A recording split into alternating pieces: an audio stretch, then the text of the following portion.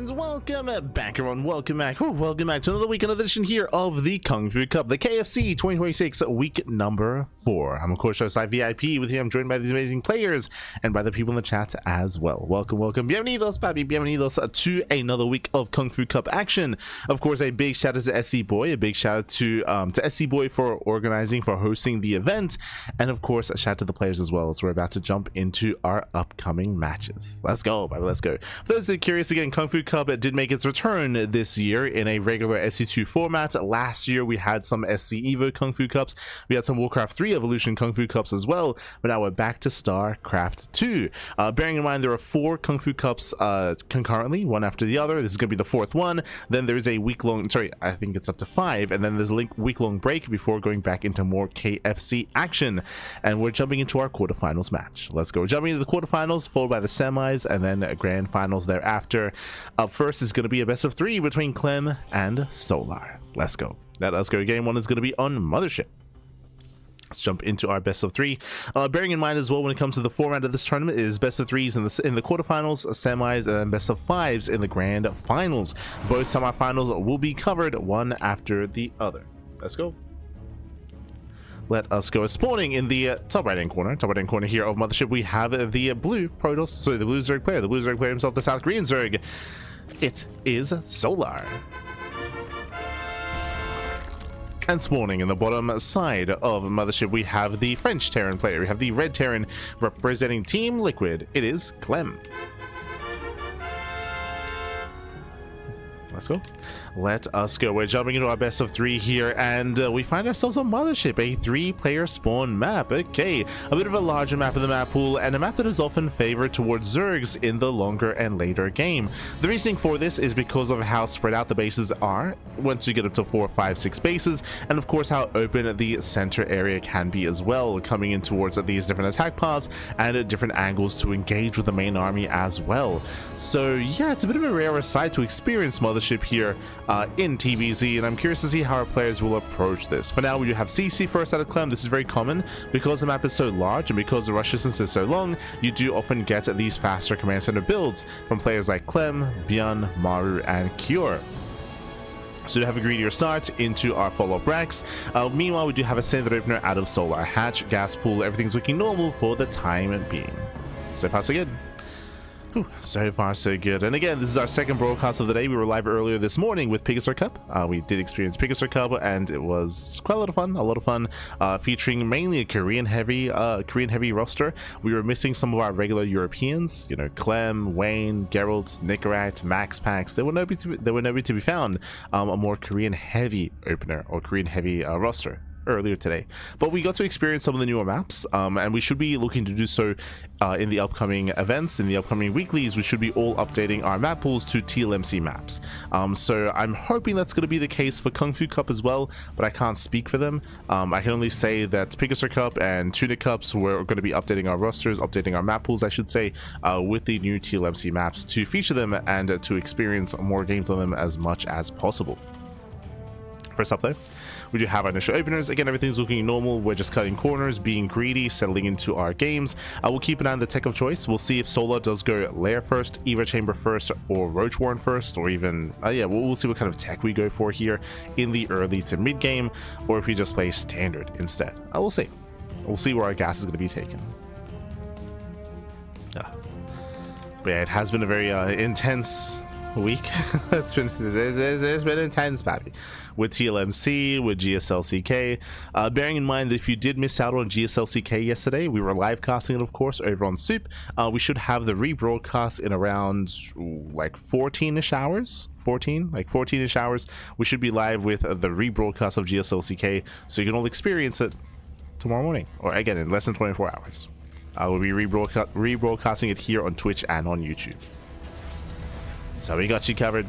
Likewise, our coverage of the TLMC 22 finalists should be on Friday. I did mention this morning, but we are waiting for the public documents with the final scorings of all the judges and all the feedback provided by all the judges as well to be released. And then once that is released, then we'll be going through all the top 16 maps and kind of going through all the comments, going through our thoughts, of course, and going through the entirety of the top 16. That will be on Friday. I mentioned this before as well, but if we don't get access to that to the Google Sheets, and if that isn't constructed by Friday, then we'll be pushing it to, I think, Sunday. But hopefully this week. Hopefully. I know there's a lot on Wax's plate in regards to setting everything up. So again, that should be the next couple of days for the upcoming map pool. Otherwise, we're climbing down. We do have our 3cc Banshee follow-up here from Clem. Pretty standard here, going into Banshees, going into Stim, of course, building up his bio army. Meanwhile, it is going to be Lair first. Okay, we were curious. Was it going to be Evo Chamber, Roach Warren, Baneliness, or Lair? It is going to be the Lair out of Solar. With this, we could be a little bit cheeky. This was around like a 410-ish, 410 Lair timing. So with this, we could take extra gases. Gases are being taken, by the way, and we might even go into fast Muta play. Again, the map is large enough where it is safe to go into Spire, to go into Mutas unscouted. We'll see if that's the plan here. We could either go into Mutas, into fast Hydras, or into Ling and Bane. We got options. Banshee does make its way towards the main. Hellions here in between the bases, looking for a dive, looking for a way in. As the Banshee does scout the lair. Does get eyes in the lair. Double Evo Chamber is going to be on the way. This looks like Ling Bane. Typically, if you're going into Muta play, you would be skipping your Evo Chambers to preserve your gas. As Banshee comes in from behind, gets a queen, not bad, okay. Catching out the first queen, punching Solar. Yeah, not taking this seriously enough. Likewise, no detection, free damage here from the Banshee. Ling's being chased down, so far nice kiting, one Hellion falls, but so far it has been worth it. Can we get another queen? Ooh, not quite. Yeah, not quite, as finally the Overseer has arrived, detection is available. Clem is going to be forced away, but he's still trading well. Oh my god. How many Lings? So many shots going off here. 2 Hellions, 1 Banshee for a queen, and 14 Lings. A very nice trade here from Clem. Does trade well, and we're going into +1 range, not melee. It is going to be Mass Hydra. So this is a style that's been very trendy and very popular from the Korean Zerg players. So think of Rogue, Shin, and Solar, our 3 Korean Zergs. They have been going for this more Hydra heavy style, and it has been having some mixed success here. Basically, we're going for a big Hydra all-in. It's a very Hydra heavy composition with delaying Banelings. Banelings are going to be delayed here in favor of more Hydras, and this can transition in the mid game in towards a Lurker tech. But first things first, we're going to have a heavy Hydra count. Now, the purpose of this and the benefit of going into heavy Hydras like this is that you're going to be able to build up a robust army that's relatively larva efficient. When it comes to Ling Bane, and an issue with Ling Bane as of recent times, is just it takes so much larva. It takes all these injects, all these expansions to try to keep up, and very often your production is going to be disrupted, is going to be delayed by your opponent's aggression regarding to players like Clem, Beyond, Cure, the top Terran players, of course. And larva can be a big issue, especially because of how efficient you can be against Ling Bane, right? Ling Bane, if you're not able to engage, if you're not able to surround or flank the army, can trade very inefficiently. So building up a Hydra force like this is just very robust. It's a lot safer. It's kind of like it's the same rationale behind Roach Ravager, right? Roach Ravager is also very larva efficient in a sense, just because it's a bit of a tankier army. It's a little bit more robust. It has a little bit more staying power. It's a bit of a safer way to play. In recent months, we have been seeing this more Hydra heavy style instead.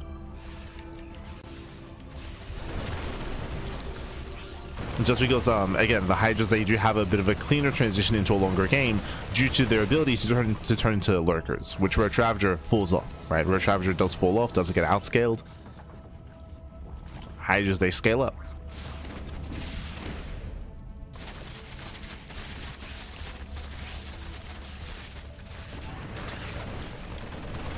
So now we have our Ling Hydra gaining map control. Hatchery under fire. Solar does hold. Clem committing to his push. Is he Araxing? Okay, no. I was like, what's going on? He's got a second tank, sorry, a second factory behind this, rallying across the map. Clem is going for a delayed 4th CC. He's being hyper aggressive here. Okay. And Hydras, they struggle against tanks. So yeah, these tank pushes, they just bully back the Hydras. Bailing speed is not done, remember that. Intentionally so, it was delayed. And without bailing speed, how do we engage? You don't. Yeah, massive punish here. Clemmy does him in. Breaks through the Ling Bane, Hydras are exposed, and with that, Solar, he crumbles. He does crumble here. There's nothing left. Down to 4 Hydras, down to 3. GG. GG gets called, and Clem overwhelms with, again, a very aggressive timing here. Interesting. GG. GG, well played.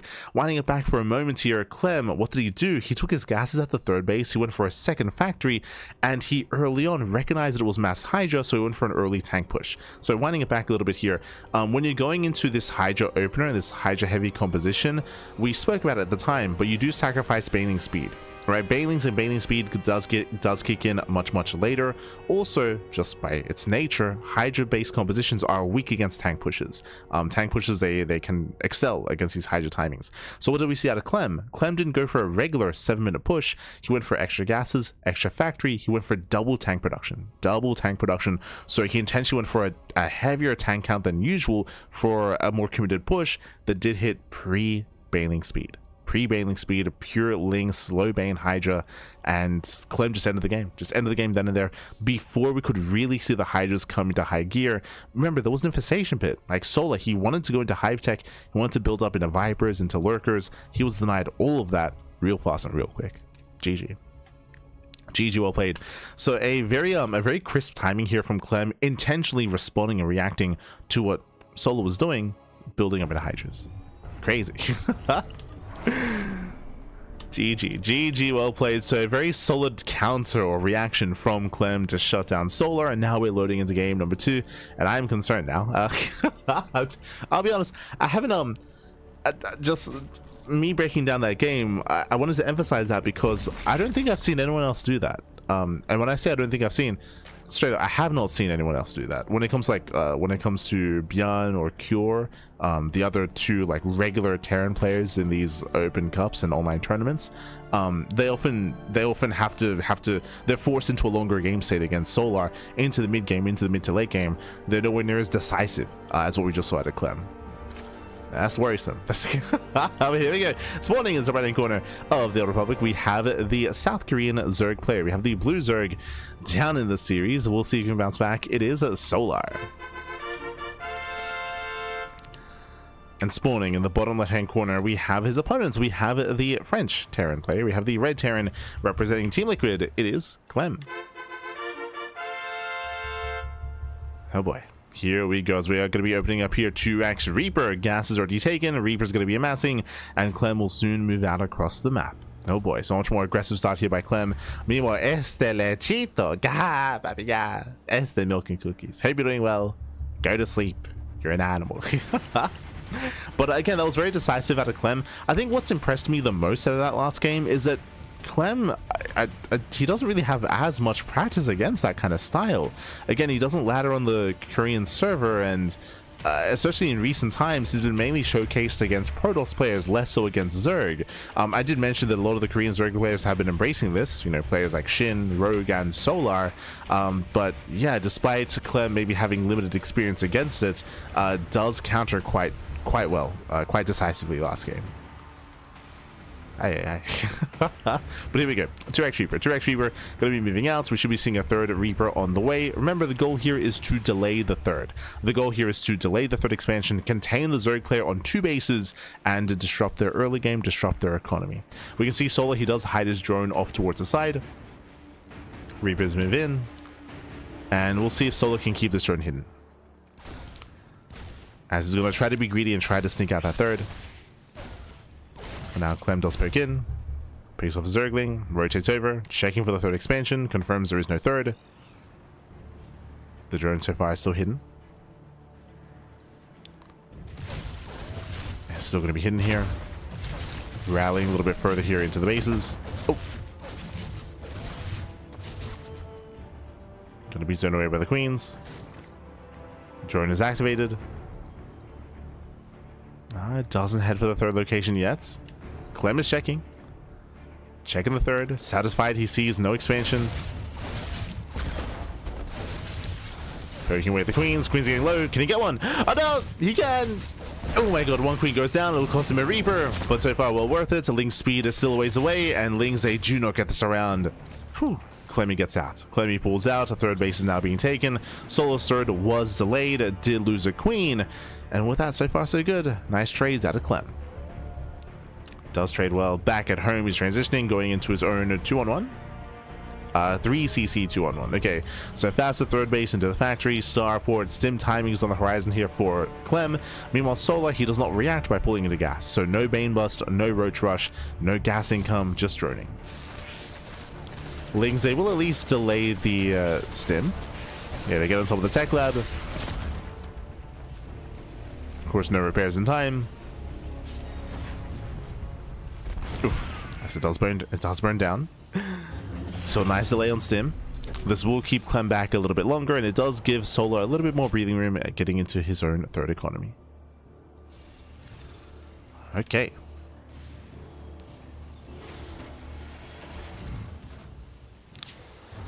So from here we're building up. We're building up our bases. We have our single Evo chamber here by Solar. Bearing in mind that Solar, he of course is fully aware of the follow-up stim timing, so he's getting and prioritizing carapace. It's going to be Evo chamber and a carapace into the earlier upgrades.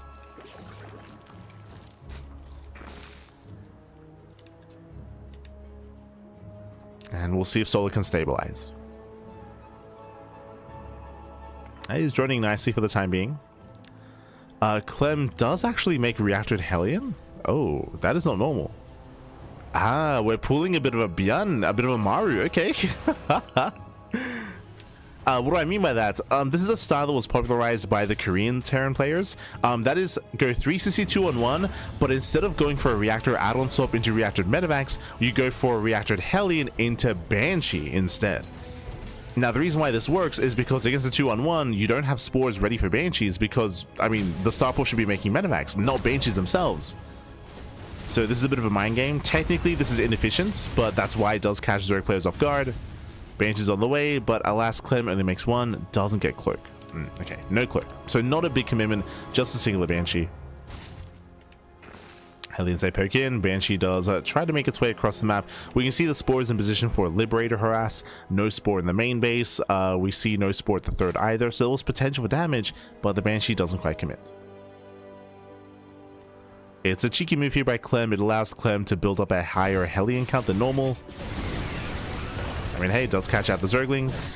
Not bad. Banshee, of course, is revealed. And do we have an armory behind this? No. Okay, so no armory, no Hellbat push. Here comes the sim timing. Here comes the 2-on-1. But it's hitting with 4 Hellions and a Banshee. A little bit stronger than normal. Oh, the queens. Yeah, one queen goes down. A late transfuse. Gets one, gets two. And we're going to get all 3. Yeah, 3. Do we get all 5?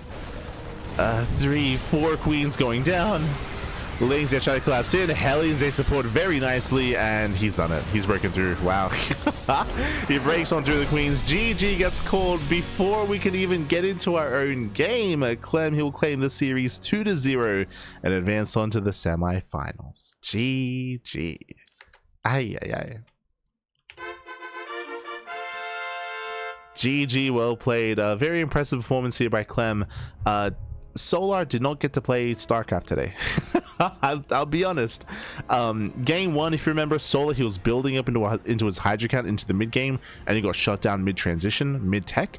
Here in game 2, similar story where Solar, he was droning. He was droning, he was building up. He did have some Lings to help defend, of course, but he wasn't really expecting this amount of Hellion support. Again, this was not a regular 2-on-1. This was a 3cc 2-on-1, but with reactor to Hellion with delayed Medivacs, which meant that even though it did hit a little bit later, I mean, it hit with Hellions this time, so the Lings, they had a very hard time engaging, very hard time trying to deal with it. Likewise, queens were late to transfuse, so queens were going down one after the other, and the game just ended before Solar could really get into it. It's like my ladder games, Pappy. Oh no.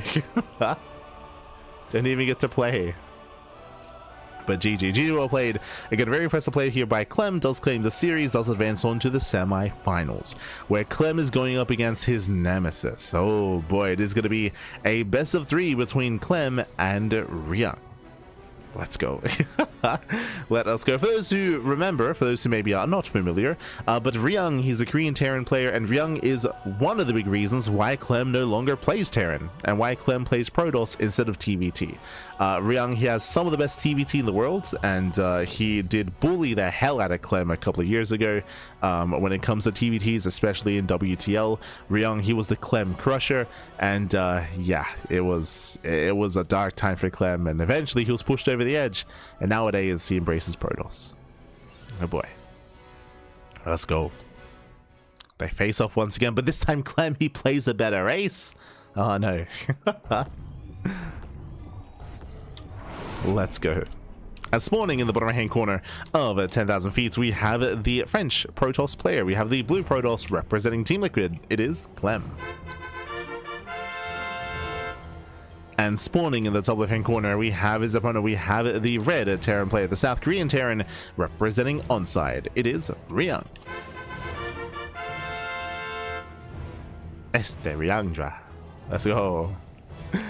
As we are going to be settling into 10,000 feet, one of the smaller maps in the map pool. Smaller map, shorter rush distance by ground, and we'll see how ryung does approach. Now, ryung, he's an animal. When it comes to specifically TVP, ryung, he has these amazing moments where he spikes up and he takes down max packs, takes down classic, takes down hero. He does contend against the best Protoss players in the world, but it takes a while. Like ryung, he builds up his energy, he builds up his mana, then bam, he takes down hero in a series, and then he has to hibernate for 2 months before we can have a big result like that.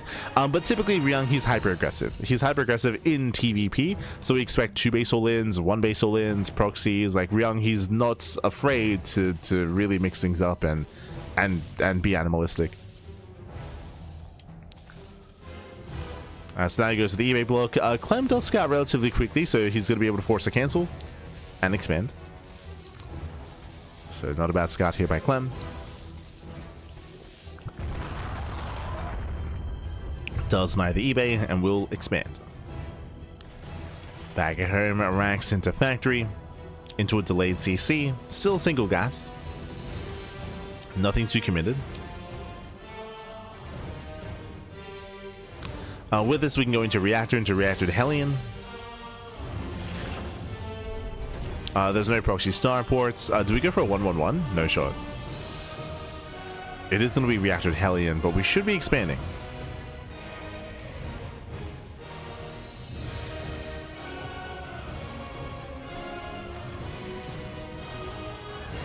Yeah, okay.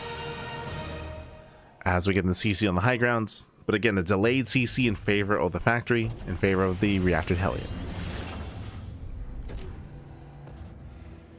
Now, how many Hellions does it take to one-shot a probe? 3. 3 Hellions will one-shot workers. So with reactor Hellion, of course, we can get 4.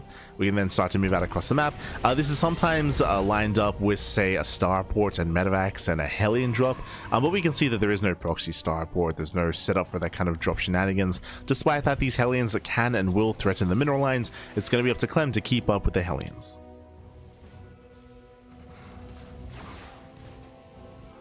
So we'll see if he can keep up.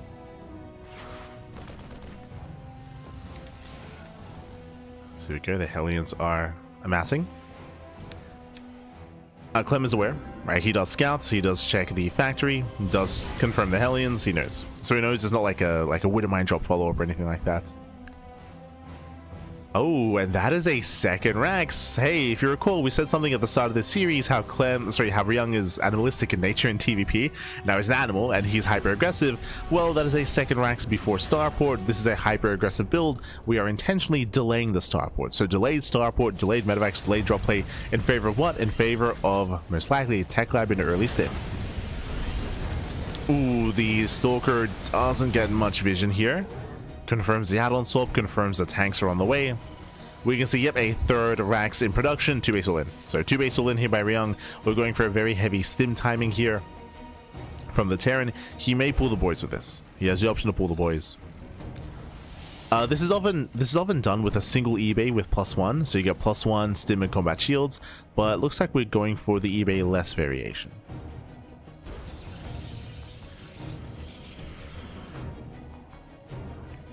Meanwhile, Clem, he's playing safe. He's fully walling up. The reasoning for this is because of the Hellions, so he does fully wall up the natural.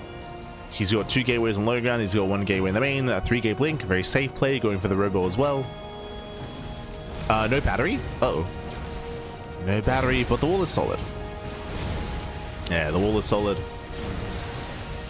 Hellions are deflected. They don't find a way in, but they are distracting, right? They're keeping Clem busy.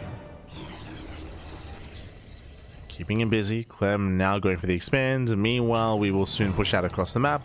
Oh, hello, Dolan, is that you? We're actually not going to be waiting for stim.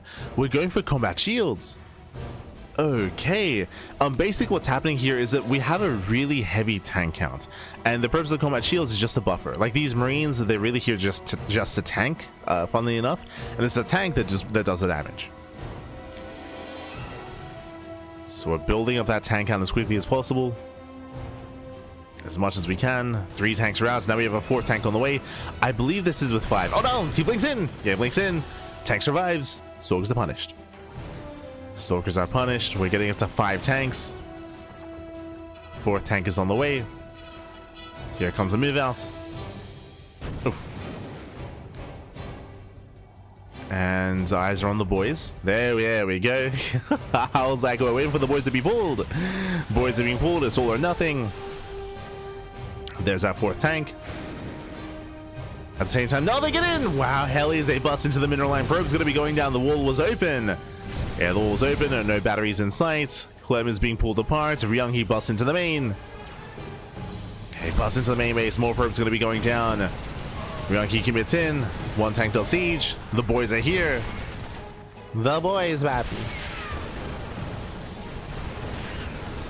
Oof. Yeah, getting within range of the robo, and that's going to be game. If he can bring down that robo, he can end the game. We have more reinforcements on the way. A 4th tank is coming. Nice on siege. He punishes.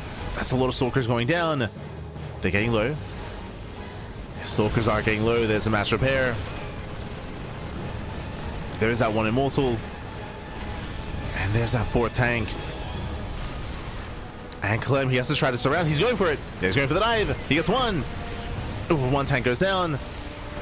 Going for the other. Repair's not in time, but there's still 1 tank alive. Yeah, there's still 1 tank standing. We get the mass repair, and ryung has done it. GG gets called. ryung, he breaks through, he overwhelms, and ryung takes game number 1. Whew. GG. GG, well played. You can switch races, you'll still die to ryung, pap.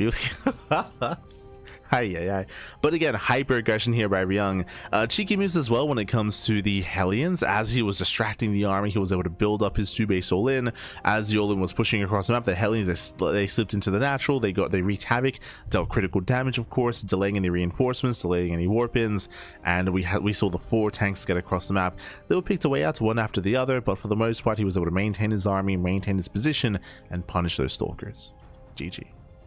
GG, well played. And with that, we're going to be loading into game number 2. Going to be loading into Tourmaline. Let's go. Loading into Tourmaline.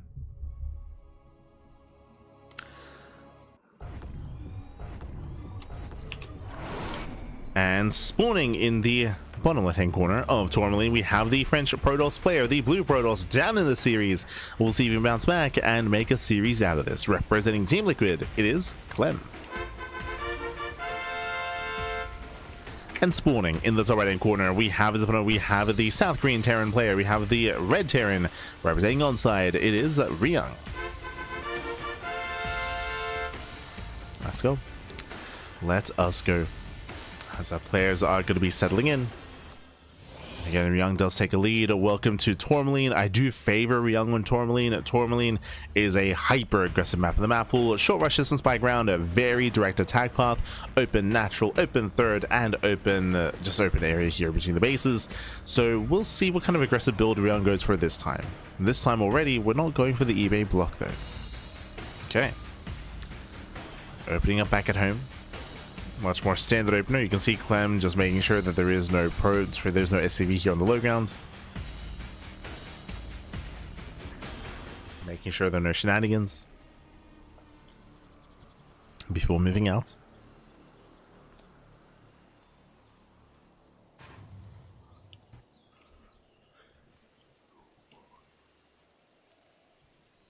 As our players are opening up. There's that natural. And this time Clem is going to have a much more comfortable start to the game. Much more comfortable. Meanwhile, single gas opener, so it's going to be a Rax expand, economic start out of Ryung. Ah, CC on the high ground. Okay. And it's further back as well. This means that if the worker, or if an adept, or if any kind of unit does hit the natural, does hit the ramp, they won't actually see the command center. It's further back.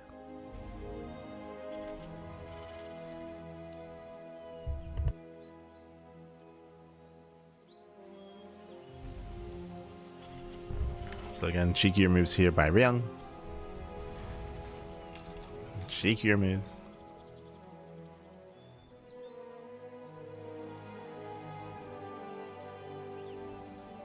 Likewise, Clem chronoing out that initial stalker. From here, we should be seeing a bit of the same build, to be honest. 3-gate blink. 3-gate blink would make plenty of sense here for Clem. Really, our eyes are on Ryung. Last game, we saw 2-base all-in. This time, do we see another variation of 2-base all-in? Eyes are on Ryung to see a second Rax. Do we see a second Rax or a Starport? Oh, 1-1-1. Okay, never mind. Standard build. Going for the 1-1-1. Does open up Hellion first. We'll see if he goes for a Widowmine into Widowmine drop play. Or if he makes extra Hellions.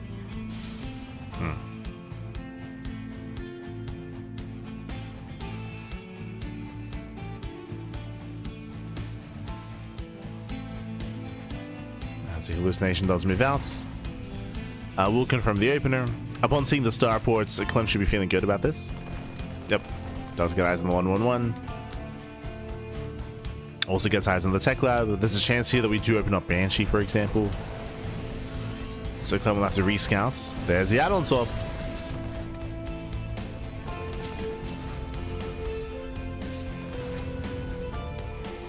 Add-on swap in a Banshee. Checking Clem's vision. Did he see the research on the tech lab? He did.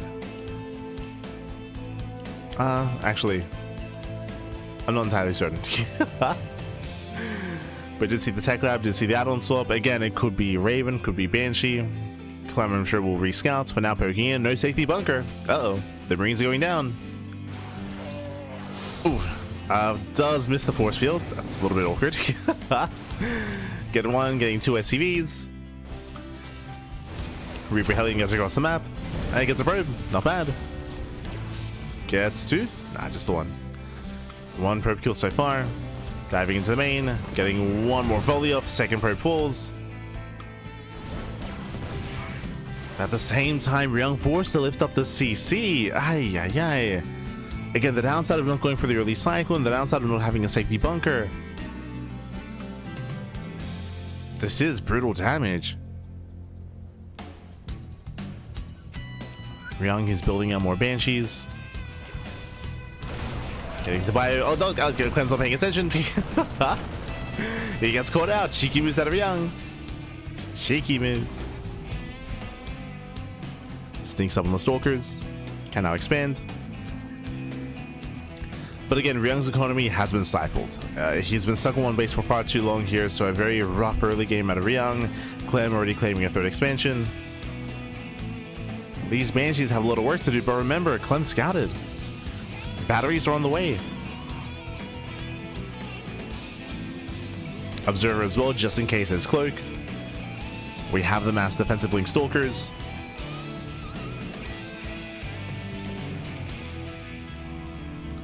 Ryung is moving in.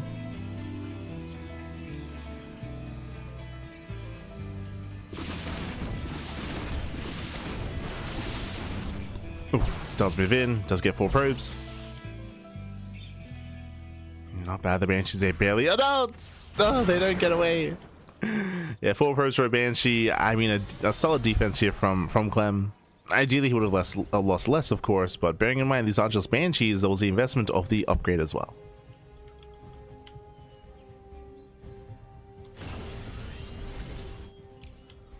Oh no, Rex! Stay with us, Pappy. Clem's moving out.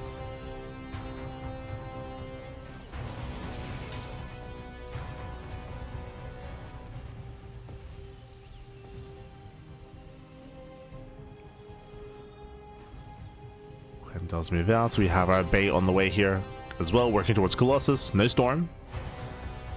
So blink into a third into Colossi. A solid setup here for Clem. And again, herO has been building up into 2 bases, and it feels like we'll soon get a 3rd CC. We're just playing standard. Which again is a little bit surprising. I feel like we're not really making use of the strengths of the map here. I mean, it kind of makes sense. We just went for a 2-base all-in game 1, so the chance of it working in game 2 is a little bit lower, but I mean, there are different variations of all-in. I guess obviously the goal here was for the Banshees to wreak havoc, but they were lackluster.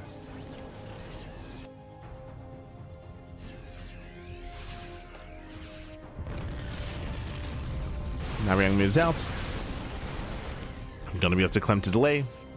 3rd TC is now in production. Clem is getting his 3rd. Ooh. Committing across the map. Likewise, Banshee does distract. Oh my god, we just pulled the boys! He cancels? he had a 3rd CC on the way and he cancels the expansion. A delayed 2-base all-in. Let's go. Send up, but there's already there's already Colossus. Yeah, tanks are on siege. She's gonna lose 1, gonna lose 2. Oh, barely only 1 there. Oh my god, the mine shots are crazy. Yeah, mine shots, they pop up. Tanks, they stand their ground. But herO is losing too much. Yeah, he's losing a little bit too much here. He's almost making his way into the natural. Tanks do siege, mass repair. Oof. Losing a medevac. And GG gets called. herO, he just does not have enough. And Clem survives the push, survives the all-in. And we're going to the ace match. GG. GG, well played. Again, as soon as I saw the 3rd CC, I was like, yo, what are we doing? Like, what else? It's Tourmaline back, but we're getting a 3rd base. He's like, nah, I got you. Cancels the 3rd, pulls the boys. Unfortunately, Clem, he was able to engage ahead of time, and it was just a shaky game. It was a very, very shaky game. As you mentioned, big investment into the Banshees. Banshees did not pay for themselves. Likewise, you saw that herO, he was stuck on 1 base economy for so long at the start of the game. That should not have happened.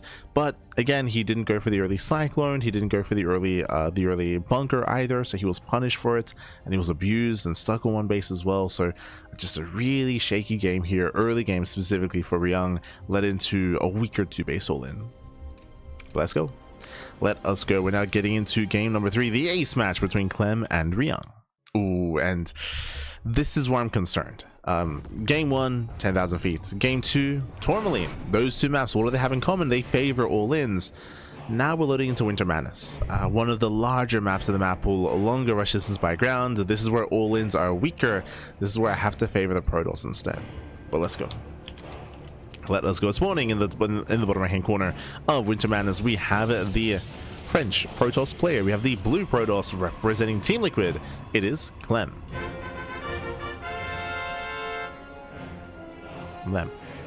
And spawning in the top left-hand corner, we have the South Korean Terran player. We have the red Terran representing onside. It is herO.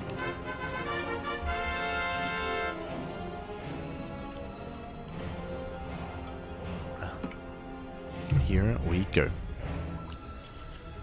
Whew.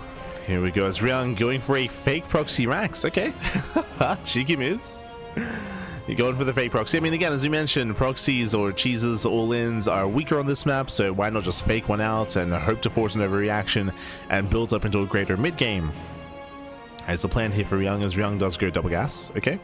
Double gas opener is going into a faster factory, a delayed CC. This can lead into early Cyclone, heavy Hellion play. It can lead into early Banshee play as well. herO does have options. Let's go.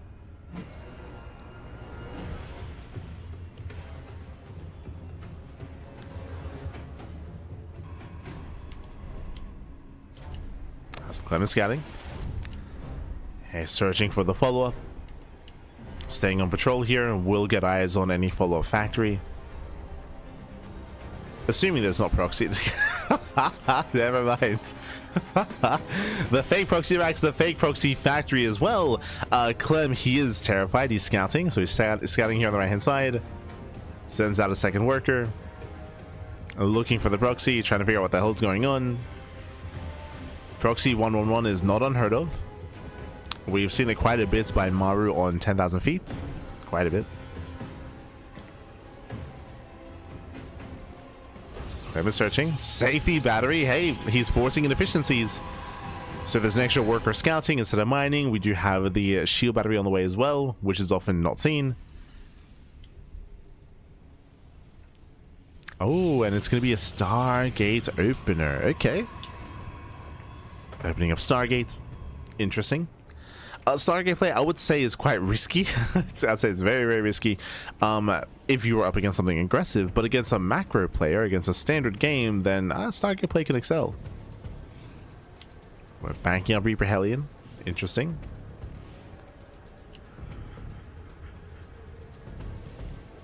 Clem is yet to confirm.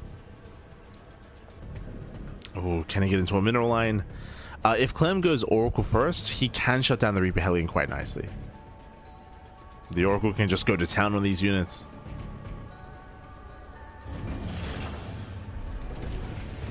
Here we go. Ryung is pushing. It is going to be Oracle first.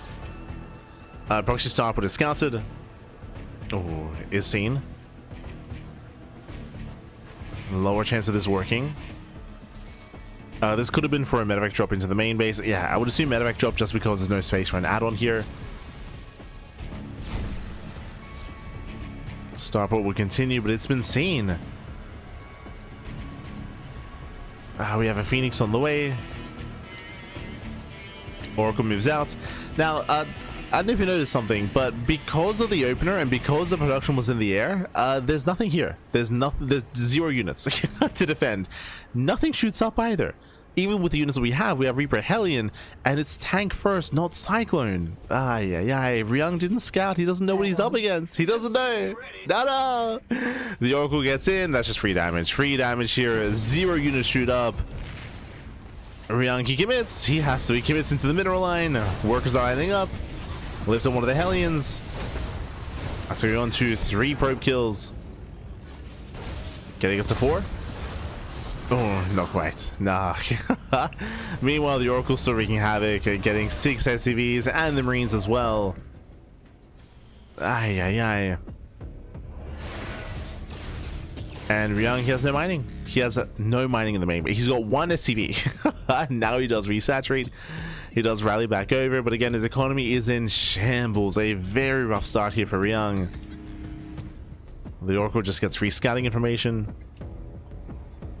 Confirming, the Raxton factory at home. Okay. Fake proxy.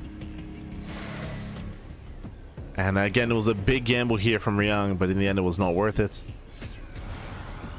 Doesn't quite dive in the army. Tempted to do so, I'm sure. With the lifts, it's possible. Nope.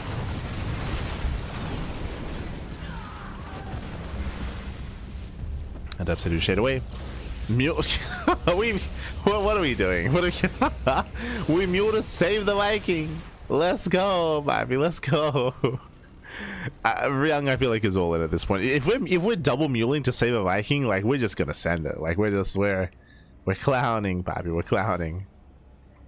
Jesus, that's an expensive repair.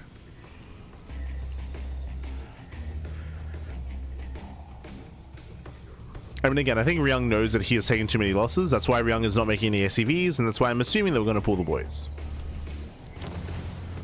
Yep, yeah, we pull the boys. The boys are being pulled. 3 more SCVs go down. It's all or nothing here for Ryung. It's all or nothing.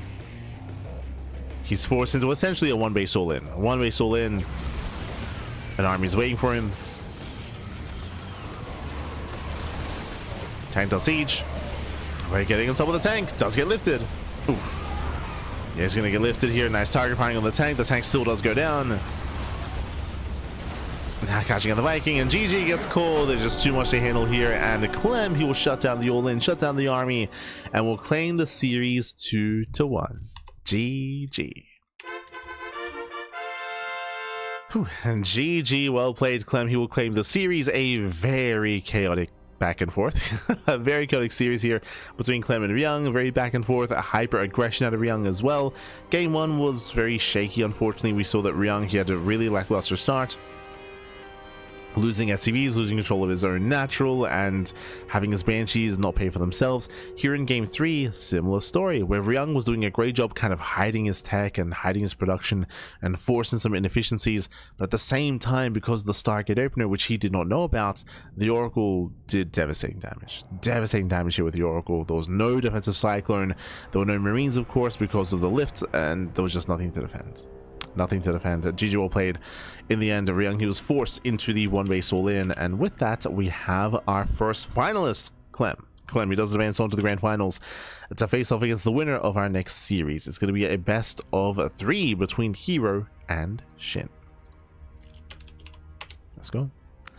Let us go. For the time being, we're going to be going on a short break. We're going to be going on a short break here, and when we come back, we'll have our next series, we'll have our next matchup, we'll have herO and SHIN ready for you. So we'll take a moment.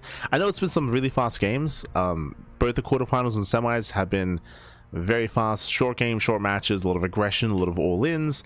Hopefully we take a bit of a break from that. Nah, who are we kidding? It's herO and SHIN. We're gonna see more aggression. We'll see you soon after the break. See you soon, Pap. See you soon.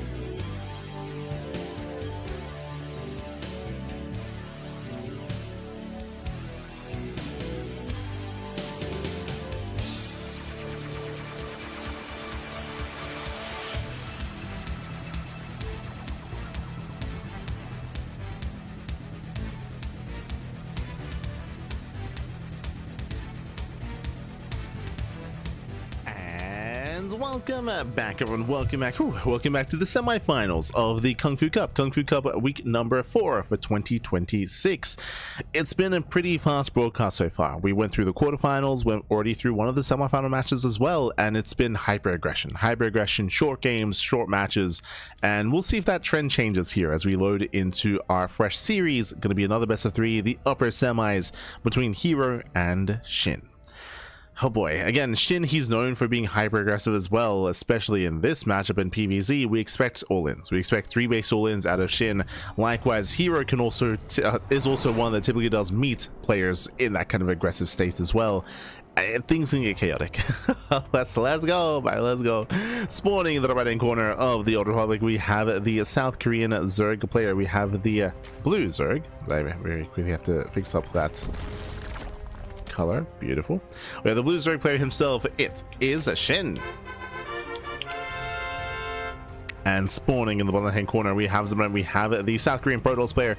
We have the red Protoss representing T1. It is herO. Let's go. Let us go. We're getting to our fresh best of 3, and we have our 2 friends here. We have our 2 ex-teammates. They both used to be on CJ Entus, and a lot of the ex-CJ boys do actually hang out quite often outside of just the game, referring to herO, referring to SHIN, referring to Bunny as well. Oh boy, and now they're forced to face off here in our semifinals. And as I was alluding to earlier, they both typically favor aggressive tendencies here in PvZ. herO being the most aggressive Protoss player out there right now amongst the top Protosses, amongst like herO, Classic, Max, Showtime, Skillus. Like herO, he is the most active, the most aggressive, the most intense in the early to mid game. Likewise, SHIN, he also does kind of meet him in that kind of state as well. Oh boy. But now though, we're coming down. We do have our hatch gas pool, standard opener out of SHIN. We'll keep an eye on the gases. We'll keep an eye on how he does spend it, whether he goes into link speed, whether he does preserve his gas, going into faster lair tech, or going into a faster evo chamber, or even skipping it and going into a roach one instead. Eyes are on SHIN. Meanwhile, herO back at home, opening up, playing standard, and we'll keep an eye on the second pylon placement and on whether or not we go for a Stargate, Robo, or Twilight Council. Again, Stargate openers are the norm, but we have seen our players mix things up. We'll see. Oh, the Terran music. True. Aye. That's something that I wish was somehow implemented into SC2. Fun fact, when it comes to StarCraft Evolution, they actually have unlocked and added like extra soundtracks into the in-game music when it comes to like older Brood War soundtracks, or even like the Nova soundtracks as well. I want to see like even some of the co-op soundtracks like Stepman and things of that nature, just to broaden the music in SC2. But now it is going to be that initial Stargate. So far so good. Based on the rally here, it does look like an Oracle base opener. Other options here are Void Rays, of course, and the point of the Void Ray would be to hunt down these Overlords, deny vision, deny scouting, but so far it looks like the Oracle instead, just based off the rally. As the Oracle is on the way. Back at home, SHIN is joining. SHIN does pull out of gas. Pulls out of gas, getting into link speed. Oh, nice catch on the tumor. Este herO. Takes down the active tumor. Pulls away behind this, claiming his third. And what we're waiting for here is the timing of the Twilight Council. If it gets thrown down early in the production lifespan here of the third base, then it's more indicative of Glaive Adepts or early blink. We'll keep an eye on the Forge timing as well. Likewise, from the side of SHIN, as I mentioned previously, we want to see where the gas is going to be spent, whether we go into a fast evo chamber, roach warren, or lair. As the Oracle does poke in, should not get damage done. Means do zone away. Means the zoning. Spore is done.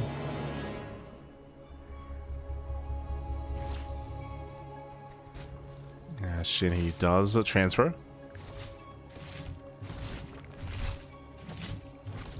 transfers over, is going to be early Evo Chamber. This is indicative of +1 melee, indicative of Ling Hydra. So we have the answer. Meanwhile, likewise, we have a standard timing here with the Forge and Twilight Council. Actually, my apologies, earlier Forge than normal. Huh. So earlier Forge, earlier +1, slightly later Twilight Council. Curious if we're going to charge.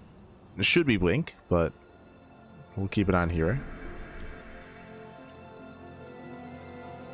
There's that melee upgrade as I mentioned. Early Evo Chamber, Screams +1 melee, Screams Ling Hydra. Ooh, third base is going to be cancelled. Doesn't either third. Nice pick up at a hero. Blink is on the way, not charge. And the Overlord gets a full scout. So the Overlord confirms the Forge, so is fully aware that there's no like crazy glaive timing or anything like that. It's going to be Blink. Standard play here by both players. I did mention earlier, and I was kind of setting the tone for the series, being like, oh, like these two players are animals and they're hyper aggressive. I mean, I stand by that, but here, at least on the Old Republic, we're playing standard. We're playing safe.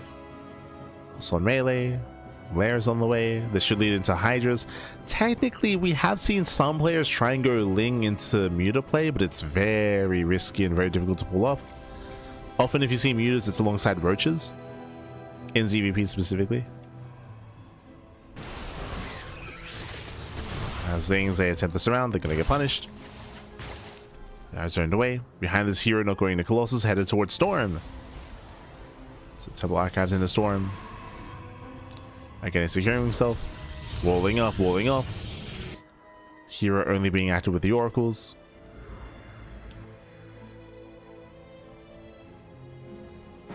And here he is turtling up. He's attacking his turtling.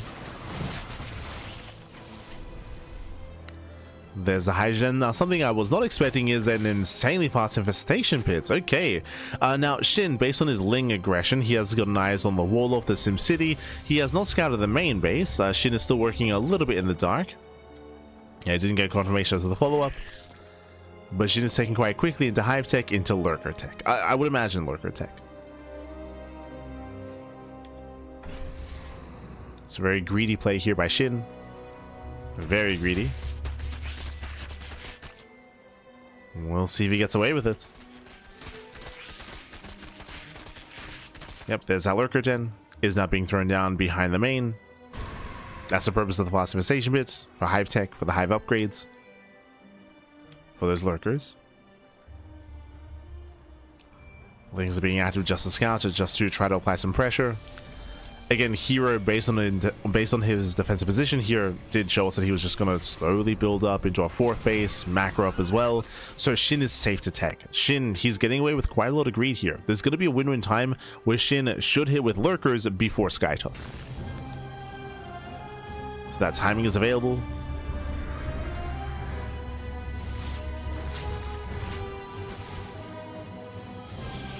There is a small window here where Hero could try to push before Lurkers come online, but Hero doesn't really have much pushing power here.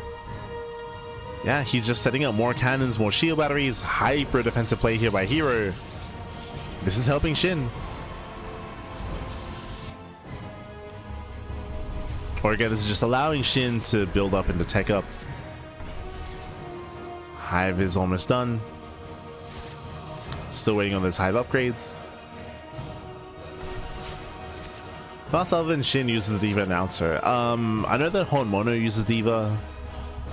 There's a bunch of others. I'm trying to think. Who comes to mind?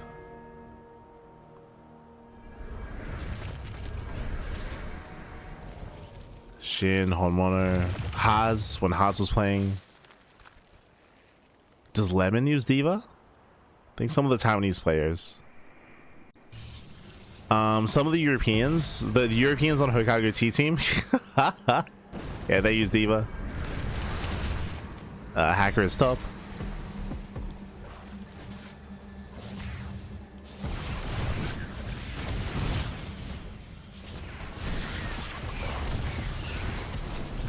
The weebs on HTT. Aye.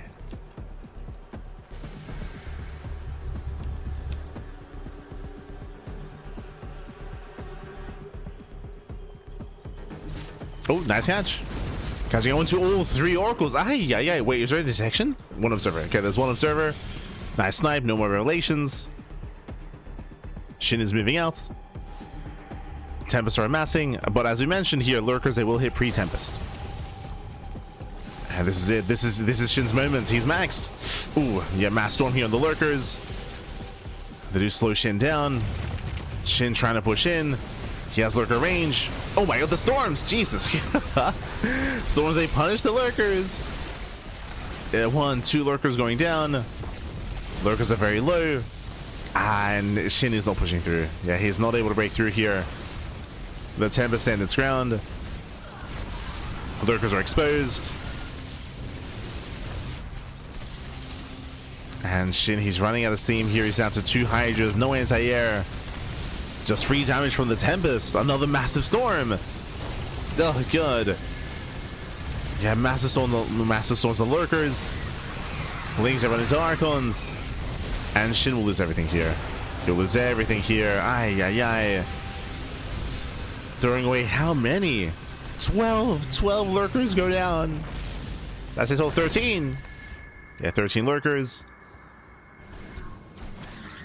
And herO takes a massive lead. herO, he was setting up defensively here with the cannons, with shield batteries, rushing into Tempest. Lurkers did hit first, but we saw here that SHIN could not push into the bases. He failed to do so. And with that, SHIN falls behind. SHIN, he falls far behind. At this point, we need Corruptors. Spire is done, +1 air attack is on the way.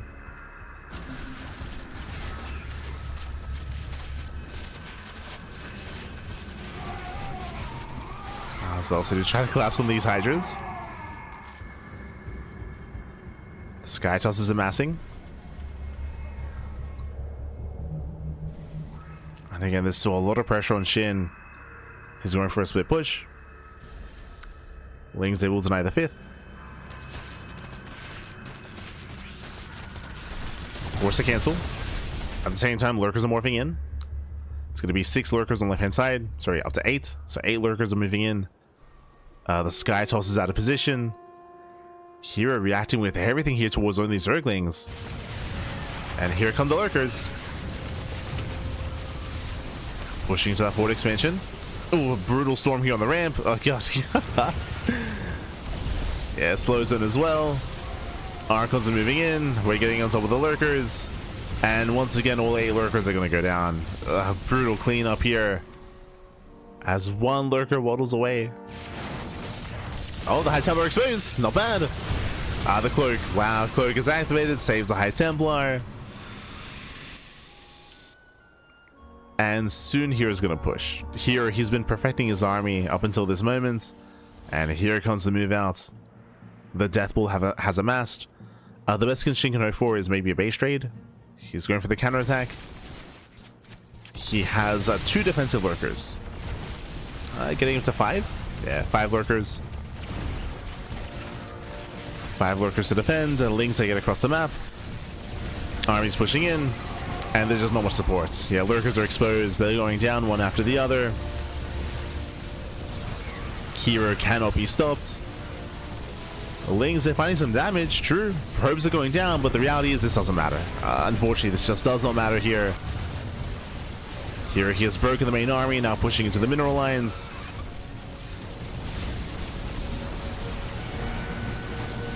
Pushing into the bases. Remember, the soup is lying to you.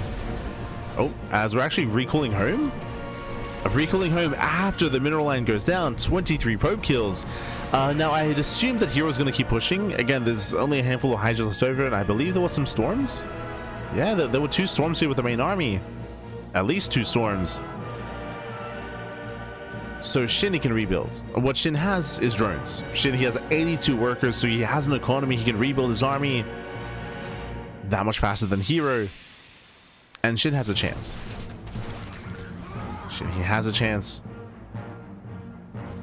herO, he had the opportunity to just keep on pushing. But upon losing that mineral line here, herO has slowed down quite a bit.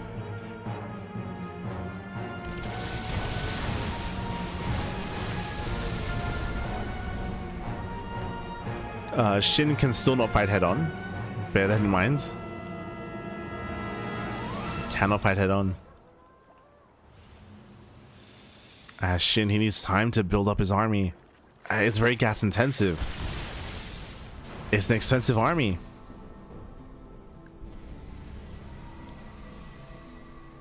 All right, here's pushing. He's got 7 Tempest against 8 Corruptors. Soon to be 13. Soon to be 13 Corruptors.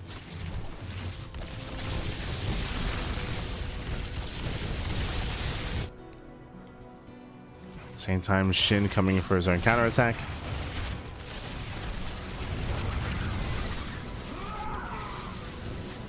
Does move in.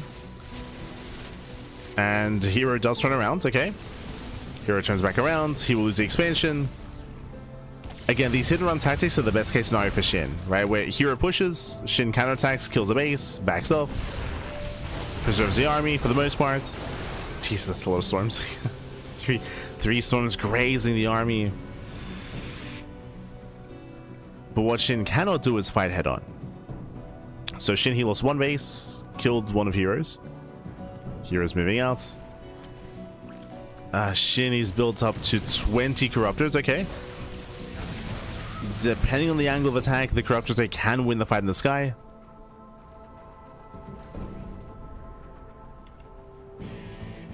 It all comes down to the Archons. It comes down to the Archons and the Storm.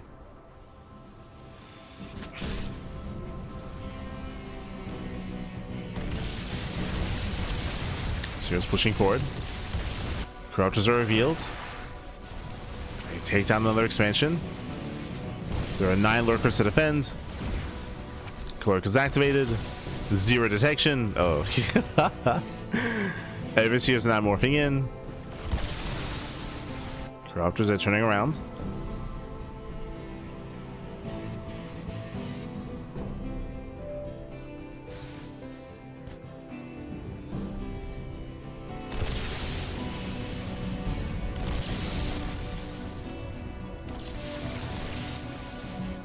They turn back around. Going for the dive. Gets 1. Yeah, it does go for the dive. Slows down here on the Hydras. Lurkers are trying to move in through the storms. Oh my god. That's a lot of storms. Mothership did go down. Mothership went down. That was 6 Corruptors falling. And there's still plenty left over.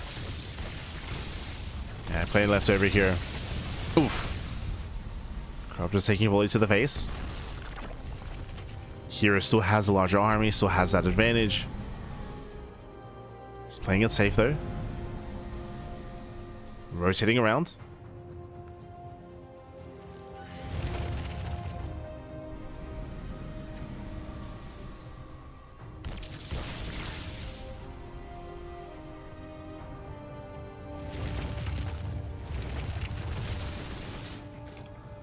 Yes, here he does have observers of the main army.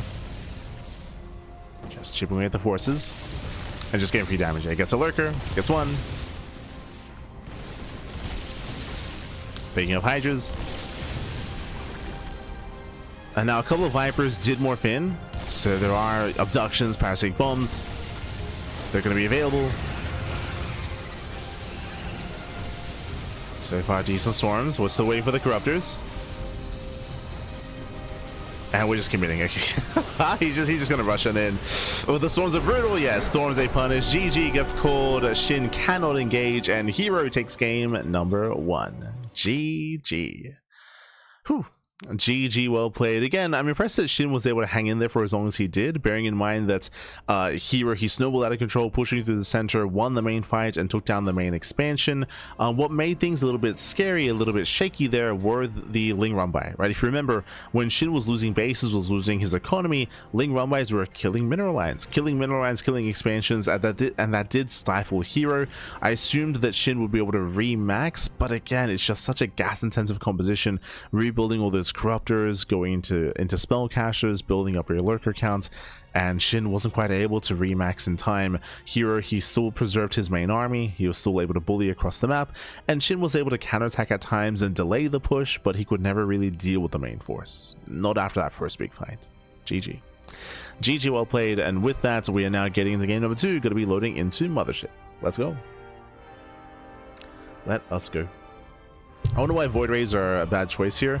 Void Rays are inefficient just because they're prone to stacking. What you can achieve with Void Rays, you can arguably achieve even greater results with your Archons, right? Archons, they help zone, they help protect your Skytoss units. You could argue that they're vulnerable to the Lurkers, but they were fine. Like, yo, Archons, they're built to tank, baby. They're built to tank.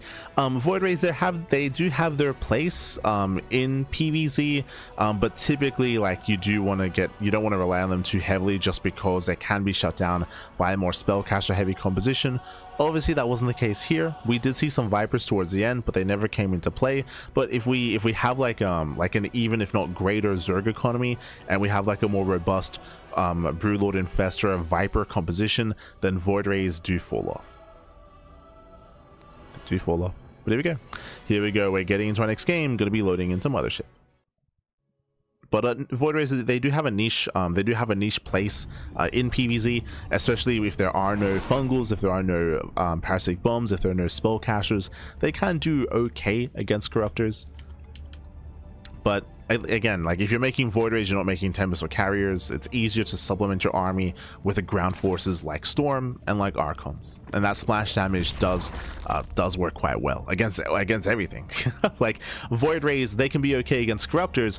Archons and Storm can be good against Corruptor, Lurker, and Hydra as well, against everything.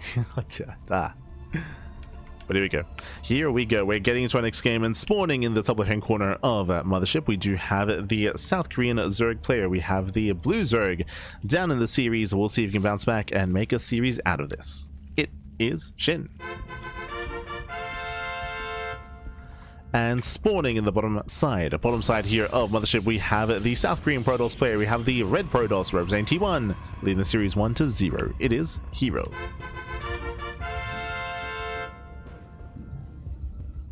We go.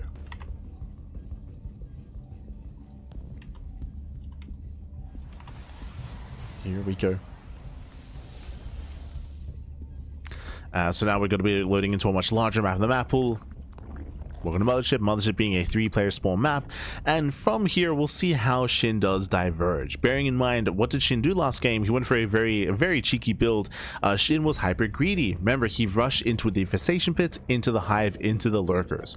Remember, last game it all began with a lurker rush from SHIN, and he did have the advantage, but it was also on a timer. We tried to emphasize that SHIN had a window in time where he could try to kill herO pre-Skytoss, but he failed to do so. We saw that herO did a great job when it came to defending, buying time with his storms, with his Archons, with his initial defensive setup, until the Tempest arrived, and then the lurkers fell off. The lurkers did fall off, and herO overwhelmed. This time we'll see how SHIN does adjust. We shall see. On larger maps like Mothership, this is where we could see, say, Spire play and Muta play. That does become a little bit more viable here if it goes unscouted. That's the caveat there. It has to go unscouted, otherwise you can just react and respond with Phoenixes.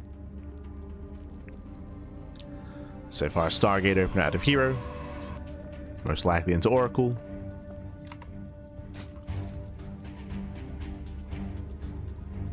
When did herO get picked up by T1? He got picked up, ooh, this would have been end of last year. I'm going to, Jesus, I'm going to hazard a guess and then I'll double check. It wasn't the start of, no, sorry, it was, I'm going to say October of last year. If you remember, what was the first tournament that herO played on for T1? It was Masters of the Game, and I think Masters of the Game was November. So I believe herO joined T1 in October. Let's double check. herO Liquipedia. So October of last year, because I remember that Masters of the Game, which is the offline event in France, was herO's first tournament, representing T1. And it was September. I was close. I was 1 month off that. 1 month. Well, technically a couple of days off. It was September 25th of last year. So I got a couple of days.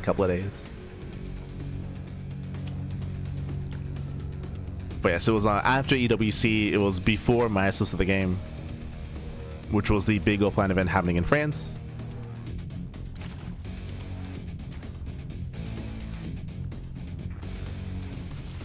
So it's been a good amount of time. It's been, what, 7 months?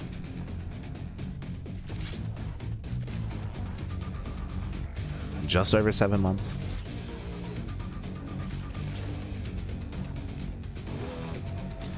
So now it is going to be a Twilight Council follow-up here from herO. This is a much earlier Twilight Council. Okay, so again, Twilight Council, just as the third base is being taken, a higher chance to glaive adepts.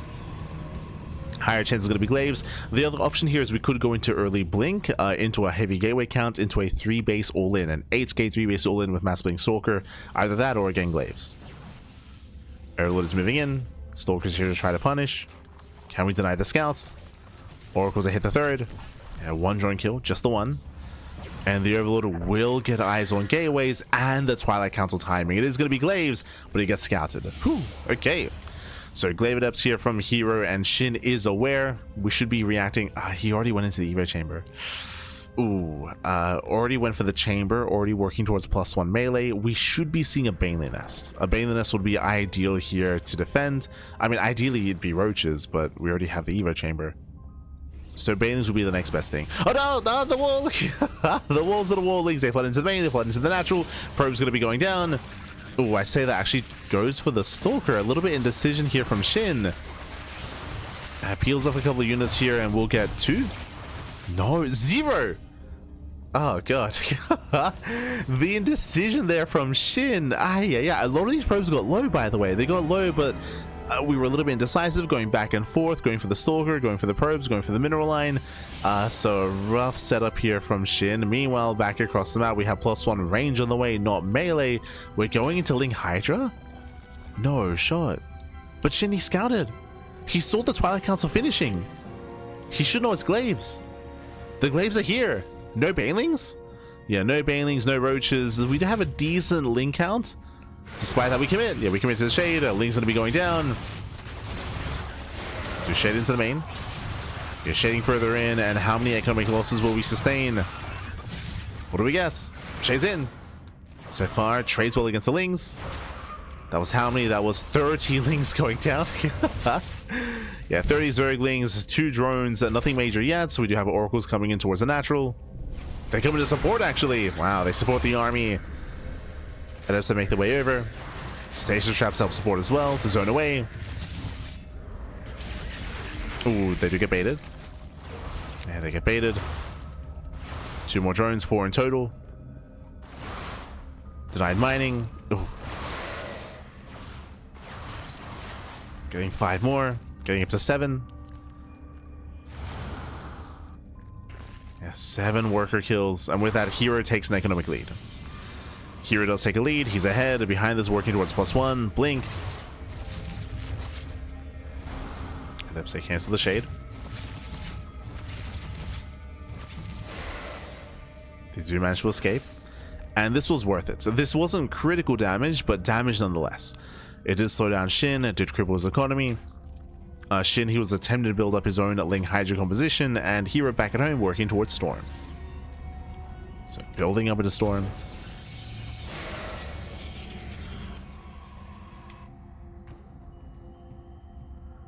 But touching on herO's acquisition, or T1's acquisition, it is kind of weird, especially if you're an old school fan of StarCraft, to like, you know, GG, yeah, too many adepts. Too many adepts. CJ well played. I was gonna say it's a little bit weird to see like an ex-CJ player now on SKT after all these years. Like we're going full circle, but GG well played. With that, herO, he will claim the series and advance on to the grand finals. GG well played. And again, I'm a little bit surprised that SHIN, despite scouting the Twilight Council timing, didn't throw down the Baneley Nest. If you remember, that's what we were emphasizing. We're like, okay, the Overlord got in, he saw the timing of the Twilight Council, it has to be glaive adepts, so we should be at least seeing a safety Baneley Nest. He decided to stick with Ling Hydra, and Ling Hydra struggles against Mass Adept. And you saw that herO, even though he was taking up into Storm, even though he was taking up into Blink Stalkers, he just made an extra wave of glaive adepts, and that's game. That's game then and there. Ling Hydra cannot fight head on against glaive adepts. They just crumble. They made out of paper, papi. Ay. That army does crumble, and with that, herO will advance on to those finals. Let's go. Let us go. is going to be the grand finals here between herO and Clem. It is going to be a best of 5. Un momento.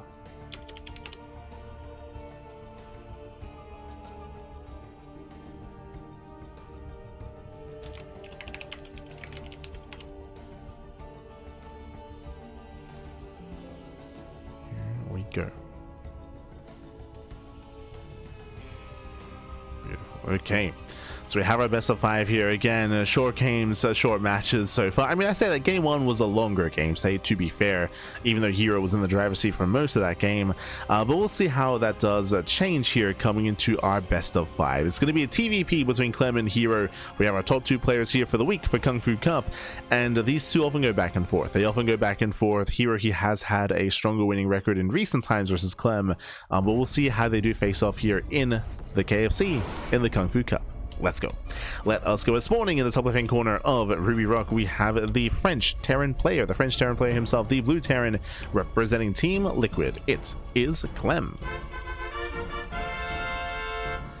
And spawning in the bottom right-hand corner, we have his opponents. We have the South Korean Protoss player, the red Protoss, representing T1. It is herO.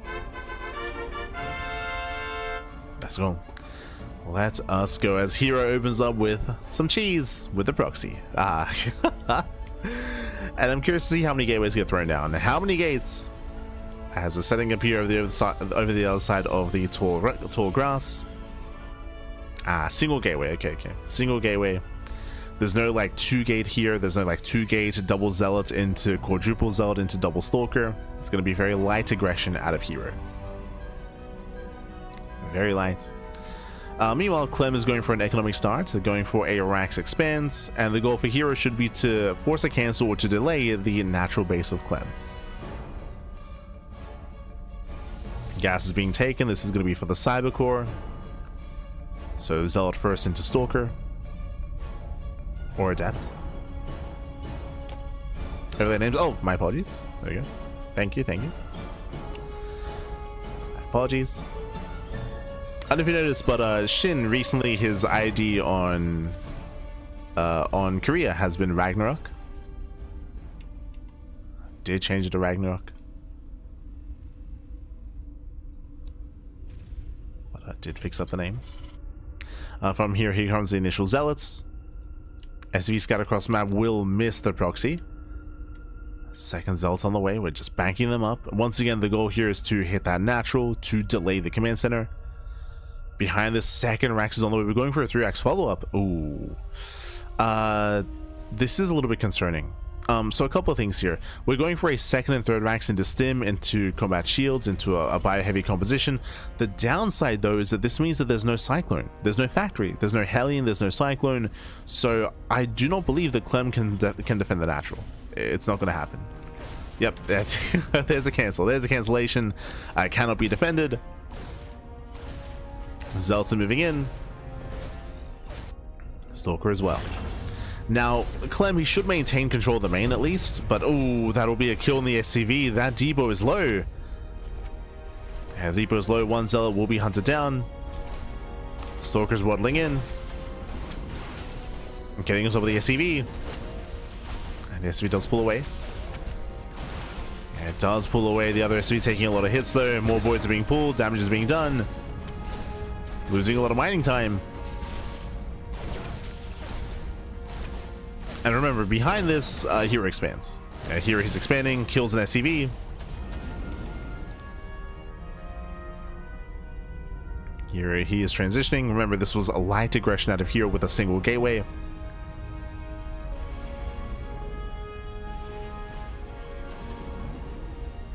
And without a Cyclone, without a tank, Clem is going to have a very hard time breaking out. He's stuck on one base. Stuck on one base for the near future.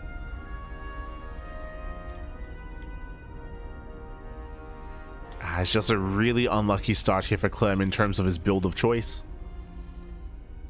Before knowing what was happening, he was already going for the second Rax.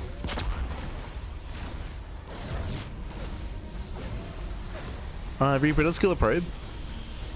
True. Does kill a worker. Blink has begun. herO getting up to 2 base saturation. Clem is still stuck in his main.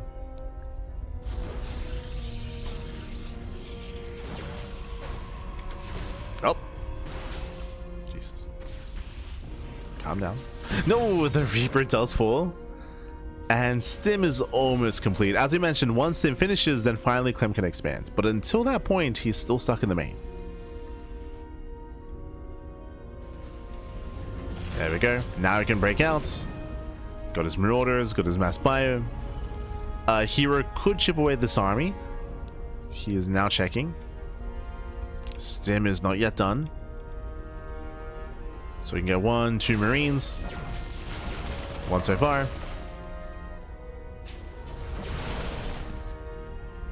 Oh, he ideally wants a Marauder. Oh, there's a Stim.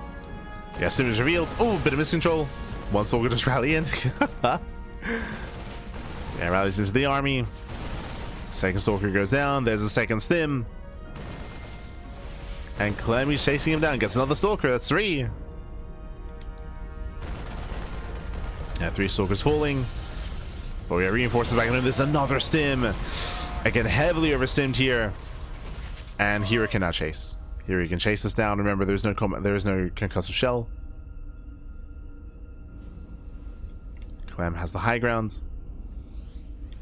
herO rotates, catching out the Marines. Ideally, he wants some Marauders. Oh. Blink is now done. Despite that, 1 soldier goes down. Oh my god. Yeah, Blink's in. Punishing the army. There's 4 Marauders left. He wants them. He gets 1 more. Yeah, takes out 1 more Marauder and another. Do trade blow for blow. Bunker is not yet done. Ooh, losing another 2 Marauders. Yeah, we just came in. 2 Marauders left. Bunker completes. And herO, Jesus, he still keeps reinforcing. It does keep pushing. As it all settles, what the trade's looking like, that was, Jesus, that was 17 Marines, 6 Marauders for 10 Stalkers. A bit of a back and forth trade. But remember, what's important is the economy. herO, he's had a greater economy for longer. But no 3rd base yet. Late 3rd. True. Late 3rd expansion. herO diving into the main. He's crazy. Yeah, Blinks in. Losing 1 Stalker so far. Yeah, losing 1. Does shade back. Does force the boys to be pulled. Nice control here by herO. He can always blink back in. And again, because due to the build of choice here, there's no defensive tanks. Just Marine Marauder, and there's no bunker on the high ground. Blinks in, gets another Marauder, gets 2 more. He gets a 3rd Marauder, that's it. Only Marines left. Yeah, only Marines. And with that herO, he micros back. He bullies the army, trading very well. Gee, these soldiers are so deep in the red. But he is out trading. Yeah, he's out trading. Diving into the main once again, going for the warp in. Boys are being pulled. Clem is getting desperate. Control here is solid.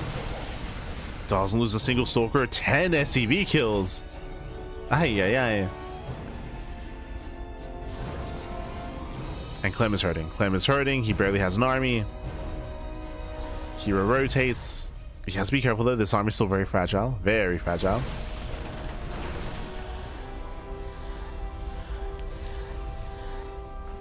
Let's force the boys to be pulled. He's tempted. If these were full HP, he would just blink in. Speaking of. Tempted. Does blink away.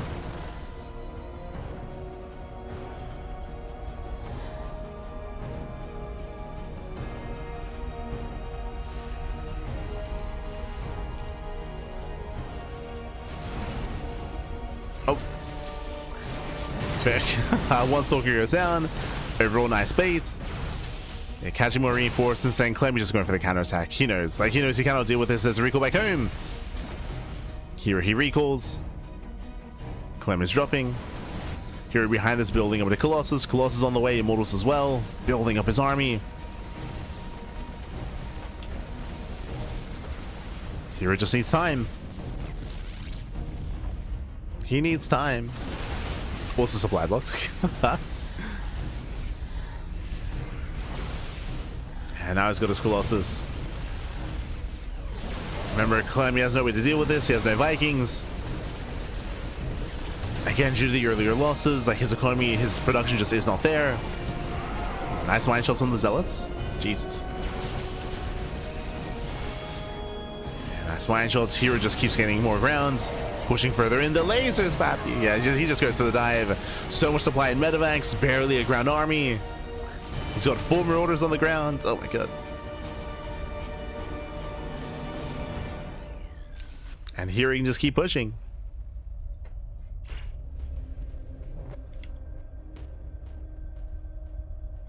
Oh. Does notice. Once again, base out the mine. Viking production has begun. Oh god. As there are 2 Vikings. Soon to be 4. Warbinds, they continue. herO setting up for a 4th base. Trying to bait out the mine shots. Oh, they do connect. And again, the boards are being pulled. As we mentioned before, there's just barely a ground army here. We got 1 Viking. Uno más, papi, uno más. Nice juggling. As he's pushing in. Now up to 2 Vikings. They're being focused down, one after the other. And GG gets called. GG gets called. Clem is overwhelmed, and herO, he will take game number 1. Whew, GG. GG, well played. herO does take a lead in the series, winding it back here again. herO, he was so aggressive at the start of the game, and as we mentioned, it was a bit of a build order loss for Clem. I don't know if I want to say build order loss, it was just as I mentioned, it was just really unlucky. So if you remember, Clem, he was going for 3 racks. He was going for a 3-rack stim timing. As he was throwing down his 2nd racks, we saw herO going for his own proxy gateway, zealot into stalker, and we saw so much damage being dealt early on due to the fact that there was no early factory. Because of that, we had to wait until stim before Clem could finally get his own natural. So because of that, Clem had a very shaky early game as he was stuck on a 1-base economy before eventually expanding. By the time he did, herO, he was building up into Blink, building up into his stalkers. That is why herO, he was able to snowball out of control and trade so well due to the early trades, due to the lack of economy, and due to the disrupted production out of Clem. Clem, he never got into any kind of factory production until the very end of the game, of course, so he had no tanks, no widow mines, no safety bunkers either against the Blink Stalkers because of his rough early game, right? Just a really rough early game. It led into the rest of the game state. GG. GG, well played. With that, herO does take in number 1. Now we're going to be loading game 2, loading into the Old Republic. Let's go. Let us go. And again, we'll see if Clem can bounce back. Oh, oh god, oh no, I recall people talking about this. God damn it. No, he broke him, but he broke him not like this. Spawning in the bottom left hand corner of the Old Republic, we have the French Protoss player. Ah, god. Yeah, the French Protoss player himself. We have the blue Protoss representing Team Liquid. It is Clem.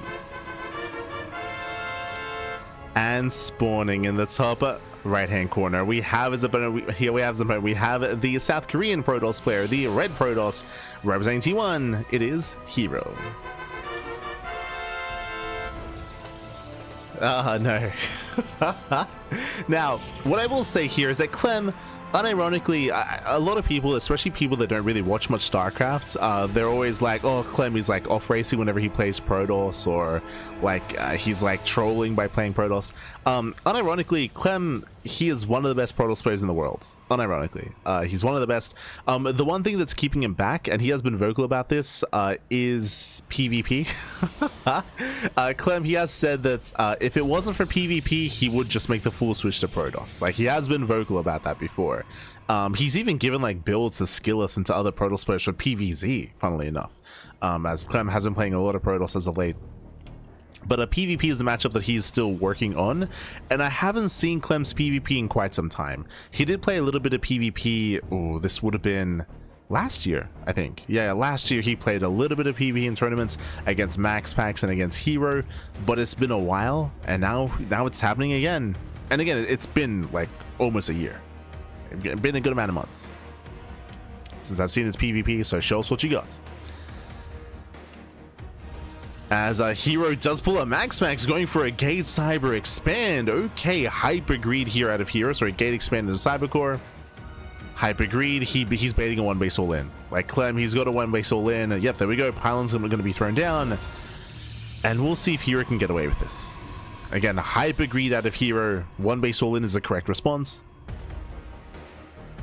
As this is a reaction, we should be seeing gateways with this. We could see a robo. Probe is moving forward.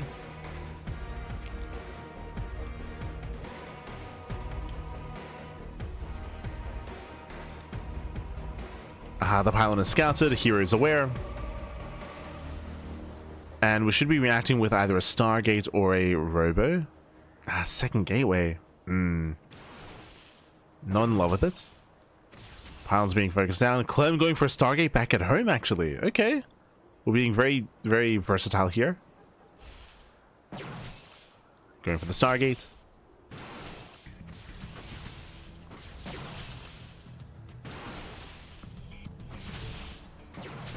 Oh. Likewise zoning back. Oh, trying to zone away. Clem does shoot first. Clem with the slightly... Oh, no, go no. I was going to say slightly better trade, but no, alas, he is going to be out controlled here. The high ground to prove to be too much. Clem gets forced back. A pylon will go down. But herO, I believe, is not aware of the Stargate. Yeah, herO is not aware. Waiting for the hallucination. There it is.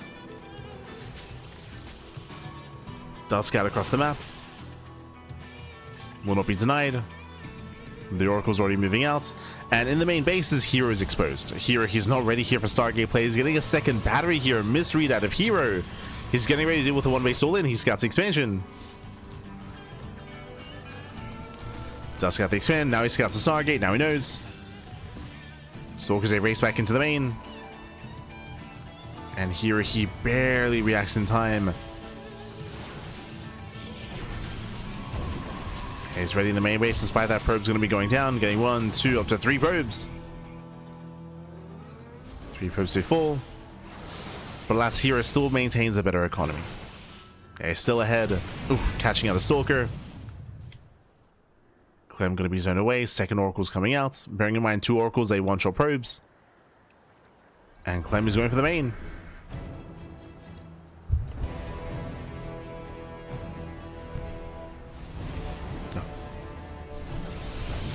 He dives in. Gets 1, gets 2. Not bad. 2 probes going down.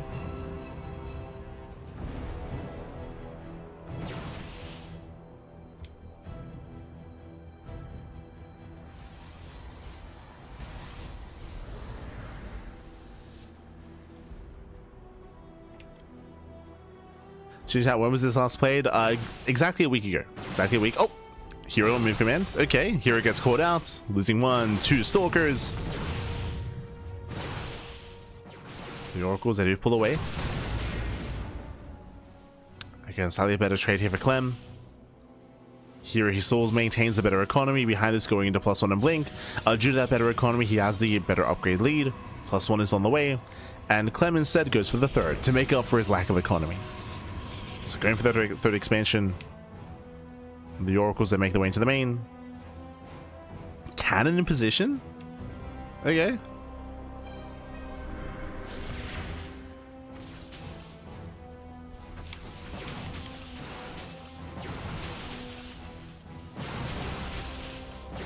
Yeah, he's defending with the cannon. Oh. Clem does take the better fight. Catching out a Stalker. Again, better engaged initially by Clem. As your Oracles, they get in. They go for the backside. They hit the natural, getting 1, 2, 3, 4, 5 probe kills. Clem takes the lead, pushing further in, relying on his control. And so far, Clem is out multitasking herO. Cashing out the Stalker, making use of Blink, getting another Stalker as well. So far, so good.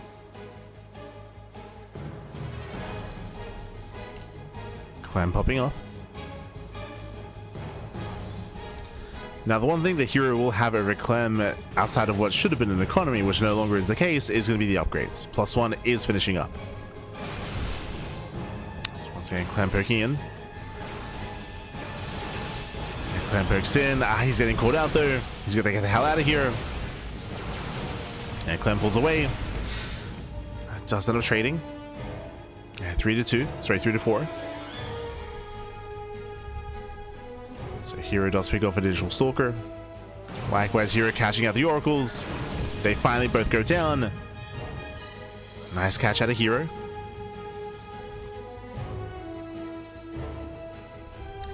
Does catch him out. Bearing in mind this entire time Clem has had the higher probe counts, working towards charge. herO getting into DTs. Again, he should be aware that his third base is late, so working towards our Dark Shrine. When behind Dark Shrine, Clem thankfully is already getting a robo, so Clem, he will have access to detection. Robo's on the way. Again, it's still been quite tense.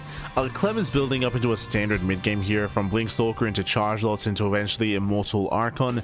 Meanwhile, herO, he is not. herO, he did not touch Charge whatsoever. He's getting into +2, and herO instead is going for a more heavy Blink Stalker heavy composition. With Dark Templar, of course, but no Charge. I do favor Clem getting into a longer game state. We'll see what the Dark Templar accomplish.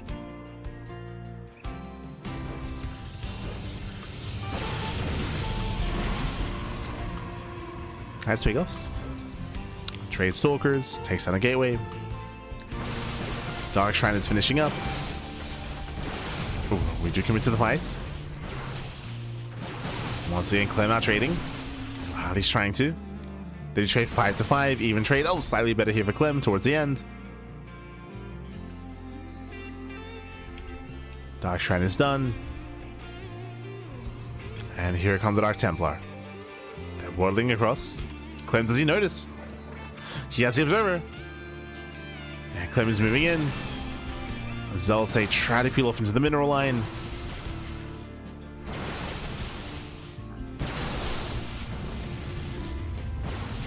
Could be forced back. DT's on the way.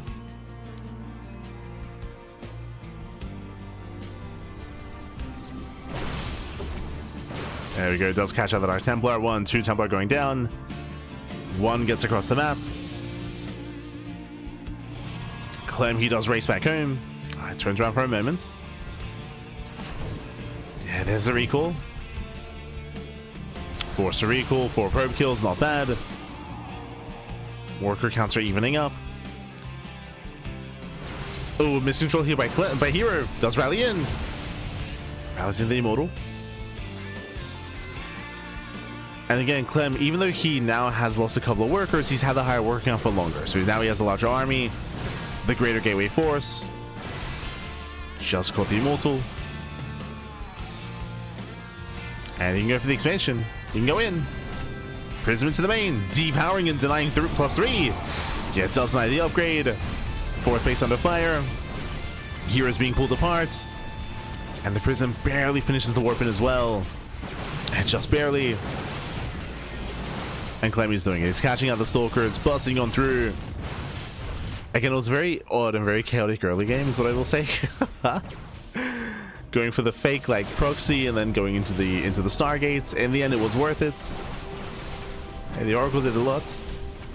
Did a lot for themselves. But here, 20 probe kills. Zealots are still wreaking havoc in the main base. They're getting out of hand, getting out of control.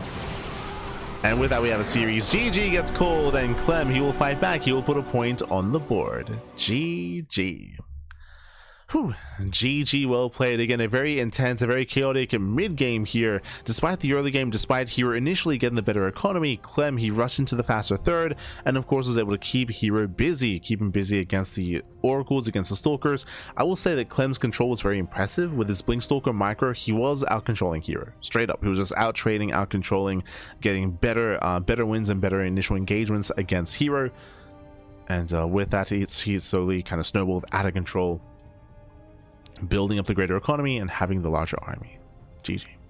GG, well played. With that, we have a series here, and the trend will continue, by the way. At this point, Clem abandoning Terran and embracing his other side. Embracing his inner self. Oh no, the mask has slipped. He's Protoss. Let's go.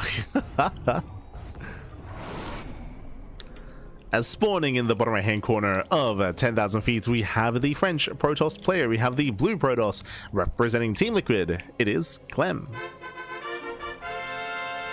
And spawning in the top left hand corner, we have his opponents. We have the red Protoss player, the red Protoss player himself. We have the south green Protoss representing T1. It is herO.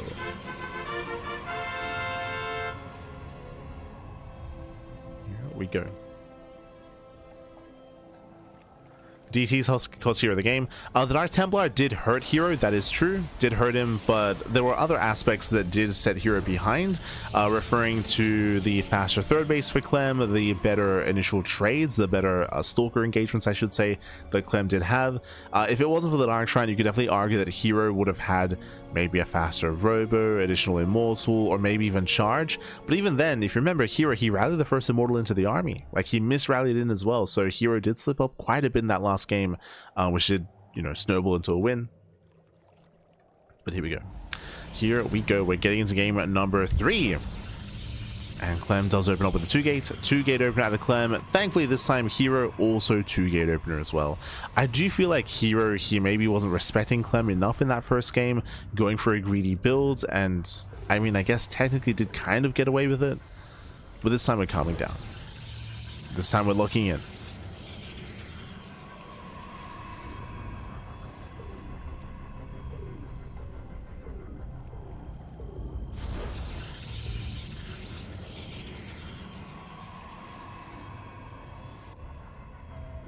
We go.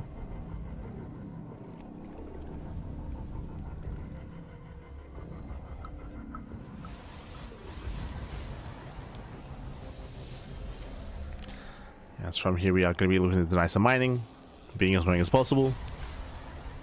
Second pylon in the main base for Clem, likewise for herO as well. No proxies, no shenanigans, 2-gate openers all around.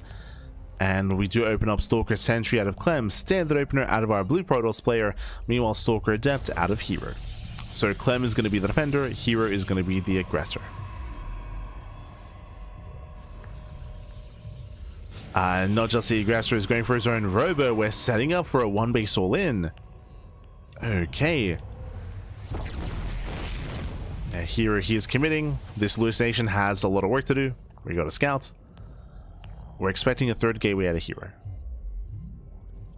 Expecting a gateway. Army gets spotted.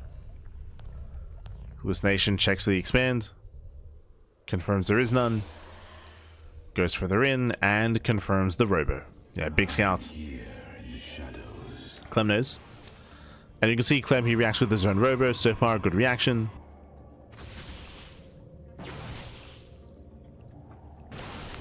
Yeah, solid reaction out of Clem.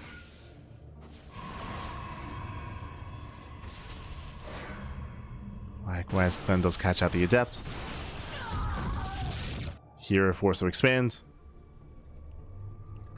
Clem going for his own 3rd gateway. herO never got a 3rd. Yeah, he never got a 3rd gateway. He's expanding, he's building up into the mid game. Clem instead, he's the one going for the 1-base all-in. Okay, let's go.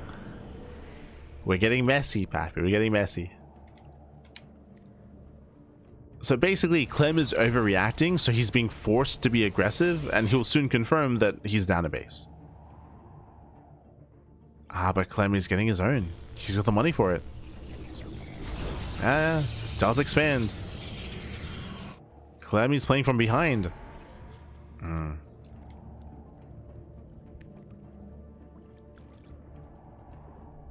See, if we were casting Classic or herO in Clem's position, they would not expand. They wouldn't expand. They would just double down. Despite that, Clem does find a shield battery at least. herO's moving in. Here come the 3 Stalkers out in the force field. The Sentry makes his way into the main. And we're going for a pseudo base trade. Let's go. Force field on the ramp. Yeah, nice force field. Defensive Immortal as well. herO, he defends the main. He's wreaking havoc. This is getting out of hand already. It's getting out of hand. No defensive Immortal out of Clem. He had the Robo. Did have the Robo. 0 mining, 0 economy. But Clem, he can't warp in. He can't do anything. He can recall. True. Does recall back home. Now we can go back to mining. Did kill the natural expansion. Okay. Here is supply blocked. Prism forced to back off. We have somewhat of a back and forth trade. The Prism! Oh my god, Prism goes down. Nice cleanup. Clem cleans up the Prism. He's on 2 bases. hero's all in. But he has 2 immortals. He's got a heavy immortal count. hero's coming. Clem behind this. Alas is getting his own defensive immortal. No battery. Oh, gets sucked in. No, the force fields. Yeah, he got sucked down. Brutal force fields. Clem is locked in, losing Stalker after Stalker, and with that, hero, he's done it. He's done it. He breaks the main army. Immortals are waddling in. There's no safety battery.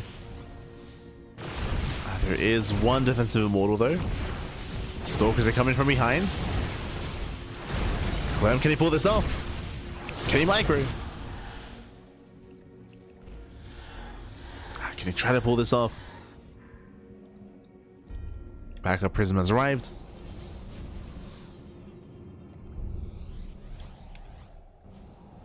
Hero still has the army supply lead, and with good enough Prism control, Hero should have enough. And triggers the shields.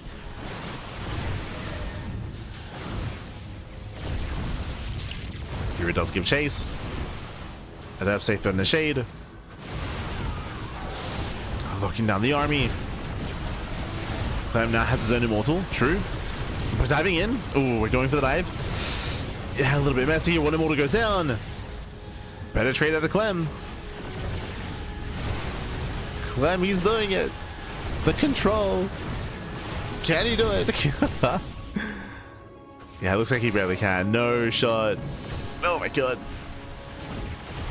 Tries to fight back. Now there's another immortal. Wants to pick up. Takes one down. Nice control out of Clem. Missed control out of hero. Failed to pick up. Adaptation into the main. Clem holds. We'll lose the natural. And we're now back at 1 base. 1 base versus 1 base. Ay. Look how low these immortals are here. Clem has to be so careful. Oh my god. Dropping across. So is hero. Hero moving into the mineral line. There are defenses back at home. Yeah, here he's fine.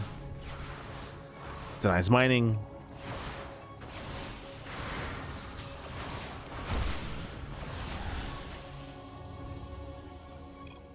And GG gets called. Clem, he cannot keep up, and hero, he takes a 2-1 lead in the series. GG, but a very, very chaotic game. GG, well played. They both had their moments. They both had their own strong micro moments here, both Clem and hero. Bearing in mind, of course, that hero, he had the higher immortal count, he had the larger army, and alas, Clem, he just could not keep up, not against the forces of hero. GG, well played. Whew. With that, we do have we do have hero taking lead in the series, and we'll see if hero can close it out here now. We'll see if Clem can fight back and force the ace match. Let's go. Gonna be loading into Winter Madness. Here we go.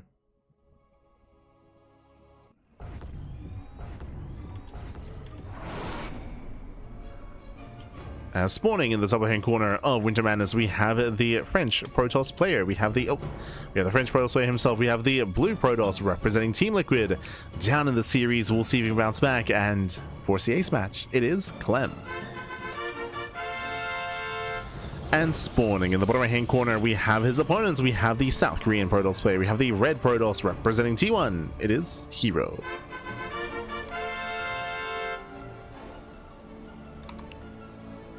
Here we go. As we are settling into game number 4 here. And we've gotten messy, Pappy. We got but we'll see how we open up, whether we open up 2-gate once again, a proxy, or even a greedier build going for a faster Nexus. Eyes are on our players. I don't think Clem is really one to go for a faster Nexus in PvP. I don't think he doesn't really strike me as that kind of player. hero, he is of course willing.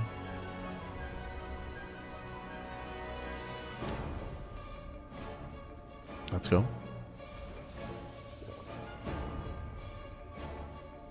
Oh. As here, he does move out across the map. So far, 2-gate opener. We have our 2-gate openers. hero's probe is scouted. It did seem like he wanted to go for a proxy here, and he does actually pivot around.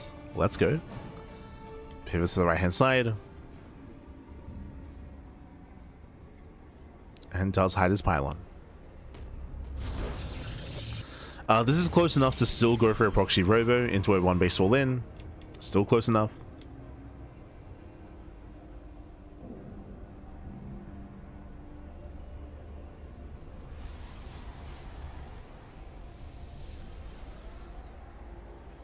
Likewise, Clem, he does get vision, does confirm that the pylon is missing. He knows. Clem is aware. Gonna be a double adept opener out of herO. Meanwhile, proxy robo, 1-base all in. No surprises here.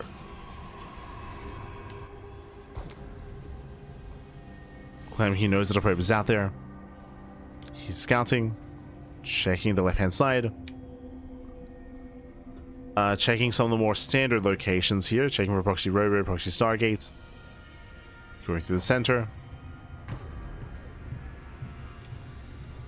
Does go for his own defensive robo. Nice call out of Clem.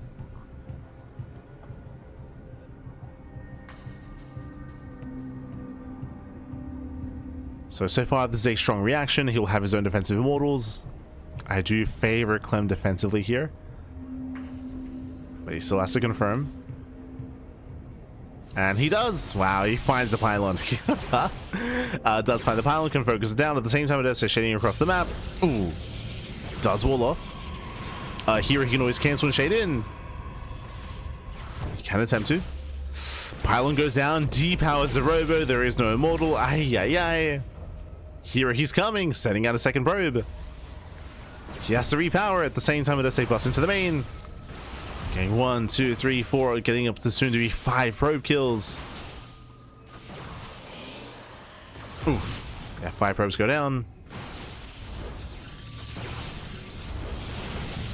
As the stalkers are trading. Slightly better trade here for Clem. He does win the trade, but there are 2 pylons here to repower. Then that's going to be 3 pylons. Jeez. But Clem is came to the production. He's here to shut it down. He just killed the robo. True. He can't just kill the robo. It's going to be close. It's going to be close. The immortal does pop out. Can he evolve the immortal? Yeah, it is going to be close here, but the immortal will fall. Yeah, just barely. Immortal goes down. Robo is getting low. 2 more volleys. It will be worth it. He gets it. The robo falls. Defensive immortals here for Clem, and Clem is just snowballing out of control. He's snowballing out of control. His own immortal has arrived. We just have 3 free pylons here that Clem can clean up. 3 pylons. And herO has nothing. Here he has 2 stalkers getting his own defensive robo. Here, the best that herO can hope for is to force Clem back home. To force him back.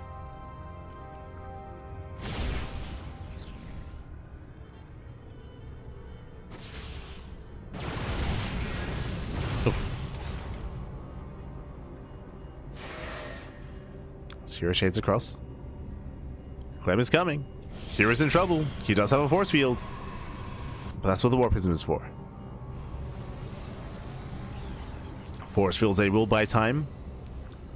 There's 2 batteries on the high ground. Upon seeing this kind of setup here, Clem can just expand. To be honest, he can just expand. Doesn't have to try to force his way in. Adept attempt to shade.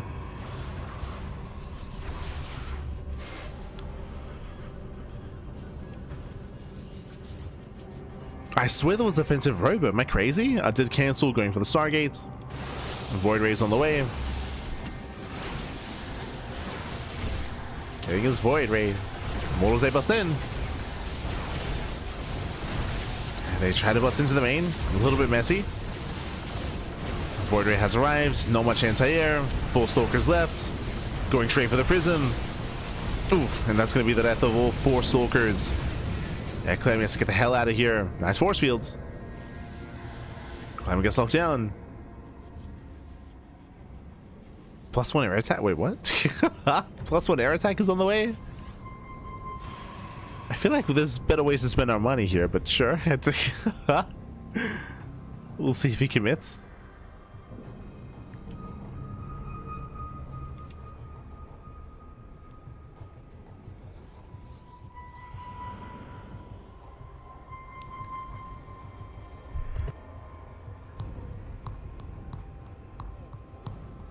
As Clem still commits across the map.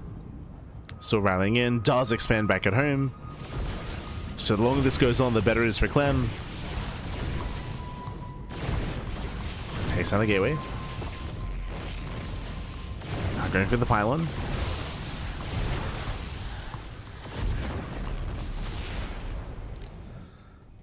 Same time we have our fake hallucination. Followed by a very real oracle. I believe Clem is still back at it with those reinforcements. Yep, he still has the stalkers, a battery as well. Clem, he does react, but a little bit late. Yeah, it does react late. Massive stasis. Nice moves out of herO.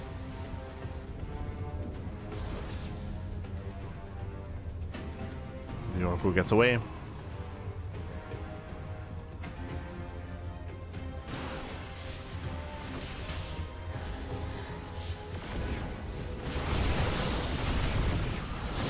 It's mainly a slow lots composition. Didn't finish +1 air attack, thank god. Getting a second Void Ray. Lack of stalkers here is concerning, so we're building up that Void Ray count. Phoenix on the way as well. Bearing in mind that herO doesn't have to break, sorry, Clem doesn't have to break through. Doesn't have to bust in. We just take it slow. Take it slow. Meanwhile, big shout out to Luis GGG. God, papi God. Thank you so much. Thank you so much for the raid. Hope you had a great stream. Hope you had a great ladder session. Hope you had a great time. Bienvenidos. Bienvenidos. Gracias, papi. Gracias. As herO, he breaks out. He breaks out of the contain. Going for the lift. He commits. It does commit in. Phoenix does barely survive. Catching out the Immortal. And nice catch. As Clem has to get the hell out of there. At the same time, another stasis trap. Denying more mining. herO still has a chance. He has a chance.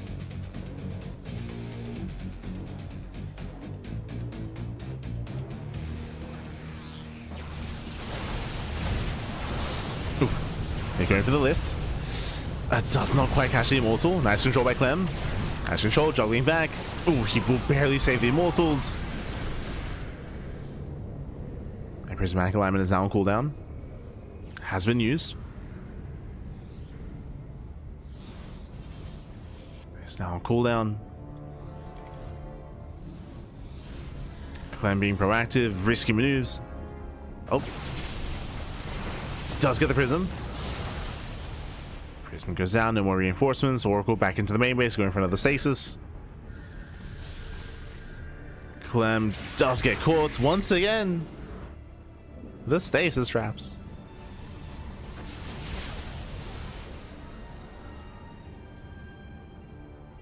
But remember, Clem, he still has 34 probes. herO still has no expansion. He's long distance mining. The longer this goes on, it's still better and better for Clem. herO's hurting.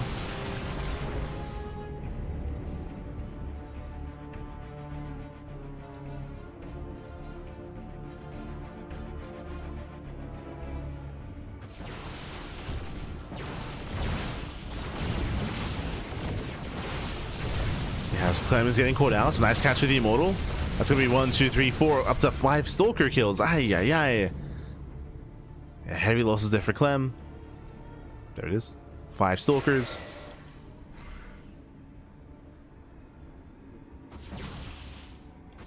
Now losing even more.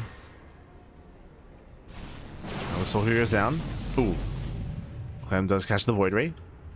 Both Void Rays even. Now going for a base trade. Oh, Ooh, stasis goes off. Nice delay. Safe bust into the main. We're still getting messy. We're still getting very, very messy here. Again, Clem still has the advantage, but the army's coming in. herO's all in. He's all in. The boys are being pulled. There's too many stalkers. Yeah, far too many stalkers here. And that's to get cleaned up.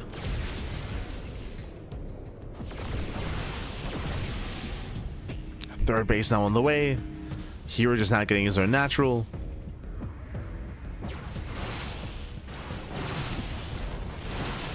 Still a very messy early game, but herO will lose everything. He'll lose every stalker, every sentry. He lost all the void rays earlier. What does herO have left?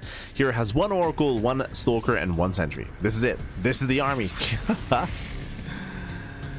This is all that herO has left. And we're going to the ace match, Pappy. We're going all the way. Shields are triggered. Clem is ready to dive. He dives in. 2 more volleys. Oh my god. Barely doesn't get us over the Immortal. There we go. Now blinks in. Immortal goes down. Nothing left. And from here, nothing left. We're going to the ace match. We're going over to game 5. As the final stalker goes down, GG, and Clem does fight back, does put another point on the board, and we are going to the ace match. GG. Whew. GG, well played. We're going all the way to game number 5 here. Again, an intense back and forth. Winding it back when it comes to this game, we saw that herO, he initially went for the proxy, but remember, it happened quite some time ago, but the robo was found and killed. He lost his proxy robo. He lost his first immortal as well, so even though he was setting up for one base all in, before herO could really get things going, he was shut down. He was cut off at his legs. He was cut down, and we saw that Clem was able to snowball out of control from there. It was still very close and still very intense, but for the most part, Clem, despite all the stasis traps and despite losing workers and losing probes, he still was able to maintain that greater economy and still have the lead getting into a longer game. GG. GG, well played. With that, we're going all the way to the ace match, going to be loading into Mothership, the final game of the series, the final game of the broadcast. Let's go. It all ends here. All ends on Mothership. And spawning in the top right hand corner of Mothership, we have the French Protoss player. We have the blue Protoss. Representing Team Liquid, it is Clem. And spawning in the bottom or top left hand corner, we have the South Korean Protoss player. We have the red Protoss representing T1. It is herO.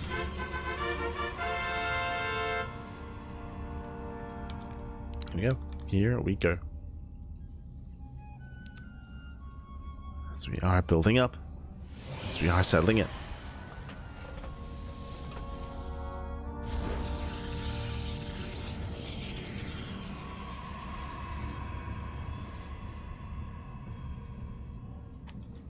Aye.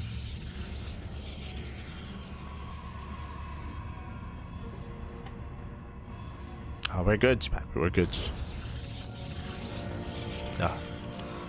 Giga tired. It's been an intense week of StarCraft. As I mentioned previously, we've been, devoting a lot of time to the TLMC judging process, to GSLCK last night.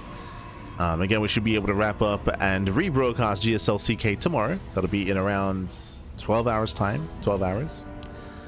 The podcast likewise tomorrow as well, and hopefully if everything lines up, we'll be able to go through the TLMC top 16 finalists on Friday.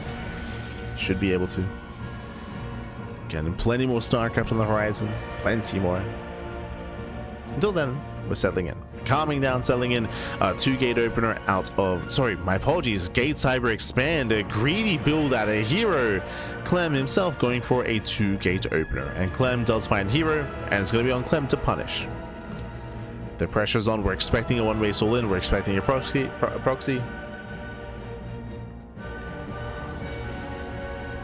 Eyes are on Clem. Stargate. Okay, so Stargate open out to herO. Stargate before expand. This should be an Oracle opener. Oracle into Void Ray. Clem does confirm. Clem knows. But still no proxy setup, by the way. Clem doesn't send a second probe out. No second worker.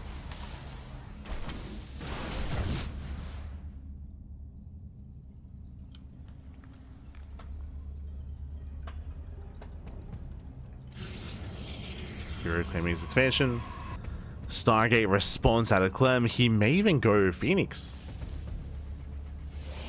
There's the Oracle. herO gets into the main. That should not have happened. herO gets in. herO gets a full scout. herO, he's aware of the Stargate. Do we end up in Phoenix Wars? No shot. Oh, we canceled. Never mind. Wait. Never mind. Stargate is cancelled, going for a Twilight Council. But again, this is going to be very late tech from Clem. It is unscouted at least, but it is late. Zealous welding up the ramp, and no shot herO rescouts. Yeah, he does. Wow. herO, he just walks in, he gets a rescout, he confirms that there is no Stargate, there's a Twilight Council instead, which means herO does not make Phoenixes. The Oracle's coming in. And there's no safety battery, surprisingly.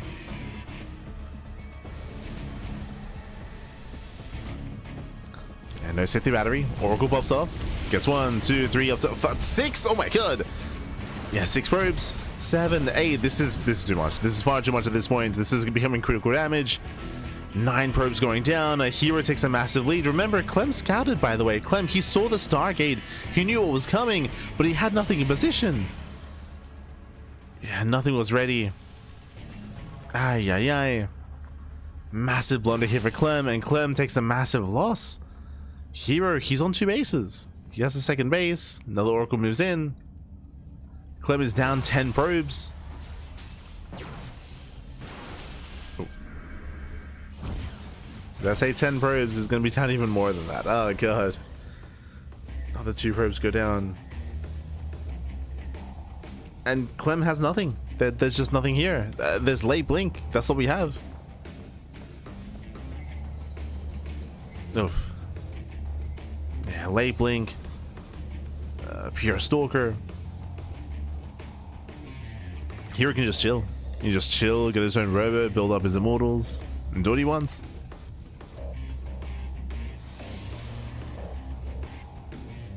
He can do as he pleases, back.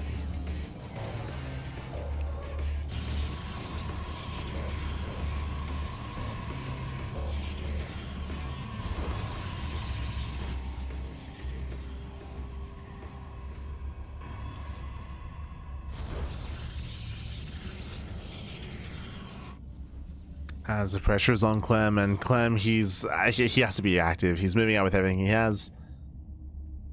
How many Stalkers? It is going to be 8. 8 Stalkers against 8 Stalkers. Clem at least has the blink advantage.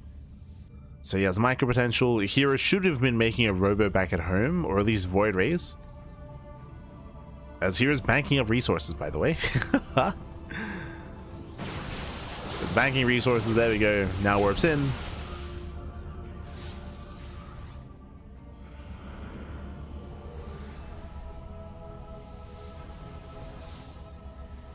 Clem's looking for a way in. Blinks into the main. Yeah, Blink is now on cooldown. herO, he commits. He's going to be a little bit supply block, but he does trade. Yeah, he's happy to trade. Peeking away at the army. Boys are being pulled. Force field on the ramp. herO, he can blink over. He can, and he will. Yeah, diving on the army. GG gets called. Clem has nothing left, and herO, he will claim the series at 3-2, becoming the KungFu Cup week number 4 champion. GG. GG, well played. Messy game here from Clem. Winding it back, Clem, he scouted the Stargate. Remember, he scouted the early Gate Cyber Expand, and he saw the Stargate early on as well. He knew a Stargate was coming, and that's why, in my mind, he reacted with his own Stargate as well, if you remember. Then he canceled. He canceled the Stargate, threw down the Twilight Council to try to catch his opponent off guard. That's great and all, but he didn't have anything in position to defend against the Oracle.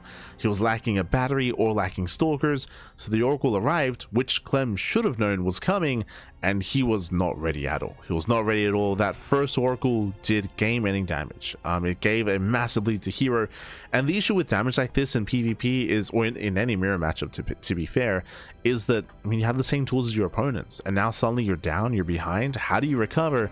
We needed some kind of counter damage. We needed to see depth shading across the map, counter oracle play. We saw it was blink instead, so that took a lot longer to really come online. And Clem, he was just playing from behind after the oracle aggression. GG, well played. Congratulations to herO. herO does claim the series, but a shout out to Clem because, hey, even though Clem did, I would say, have a bit of a blunder and it was, I would say, a bit of a lackluster ace match, Clem did force the ace match with Protoss. Let me just fix up his race here. Let me because Clem played game 1 as Terran, lost the game, and then just switched to Protoss, and he had a better performance as Protoss, was able to get down and dirty with herO, very intense, very high octane, hyper aggression. That is what PvP is known for, right? PvP is known for these high octane, high aggressive situations, very low eco, of course, and we saw that Clem held his own. Clem held his own. Historically, Clem has been very vocal about saying that PvP is the one thing stopping him from switching into pure Protoss, is the PvP matchup is not the most reliable. I would agree with that. As you saw here, like, it's very aggressive, very intense, very chaotic. Even Max, who was once renowned for his PvP, I would say now has suffered in recent times. His PvP has been less than ideal and also been struggling in that matchup. It's a tricky matchup for sure, especially in the current meta. But GG, well played with that. Congratulations, herO. He will claim the tournament and will be our champion. From here, we're going to be catching up with the rest of our schedule. Oh boy, here we go. We have our schedule. We just wrapped up with our Wednesday evening broadcast of KungFu Cup. We should be live tomorrow with the podcast, and in 12 hours time we should be live with the GSLCK. We did livecast GSLCK on Tuesday. It was Team Rogue versus Team SHIN. I do highly recommend checking out the VOD over on Soup, but we are going to be rebroadcasting the VOD on Twitch and YouTube for those that did not watch it live. So we got you covered with the GSLCK. Otherwise, we have the podcast tomorrow evening. We have the Team Liquid Map Contest finalist broadcast on Friday. As we mentioned previously, may as well reiterate it here, but we are waiting to receive the public spreadsheet with all the final judge scoring and all the final judge feedback all consolidated into one. If we don't get it by Friday, we'll be moving the TLMC broadcast to Sunday morning. So you can see the empty slot there on Sunday. We'll be moving it there instead. So that'll be the plan if we don't get it by Friday. But otherwise, we should be going over the top 16 maps of the Team Liquid Map Contest with our feedback, with our kind of insight on those maps, and also with the insight of the other judges as well. Kind of see what their perspective was like coming into the judging process, and how they kind of came to their own conclusions as well, which I'm excited for. For the most part, I'm approving of the top 16. There are a couple of maps there that are questionable, to say the least. I will say that, but only a couple. Like, a minority of maps are a little bit of an oddity, but we'll get there. We will get there. Otherwise, with that, we're going to be wrapping up here for the time being. Again, with the TLMC top 16 finalists being confirmed, we will be updating our tournament map pool. Likewise, we already had some of that in Pickers Cup this morning. We should be doing the same thing for Tuna Cup and for MSO as well, getting as much testing as possible for our upcoming tournaments. Otherwise, thanks for watching. Thanks so much for tuning in. Again, we'll see you guys in 12 hours time with some GSLCK coverage, or we'll see you guys in 24 hours for the podcast. See you then. Otherwise, thanks for watching. You can support us via Patreon, !Patreon in the chat. Our Patreon does fund our tournaments on a regular basis. It funds the Swan Open, the Tuna Cup, and the Duckling Open as well, all funded via the Patreon. Likewise, if you want to support us, you can follow us on all the socials. YouTube is the place to be. If you enjoy our content, if you want to watch us live, or if you want to watch the VODs, YouTube is the place to be. It's all there, it's all available. Otherwise, we'll see you guys next time. Until then, ciao, papi ciao, hasta luego. Till next time, let's go.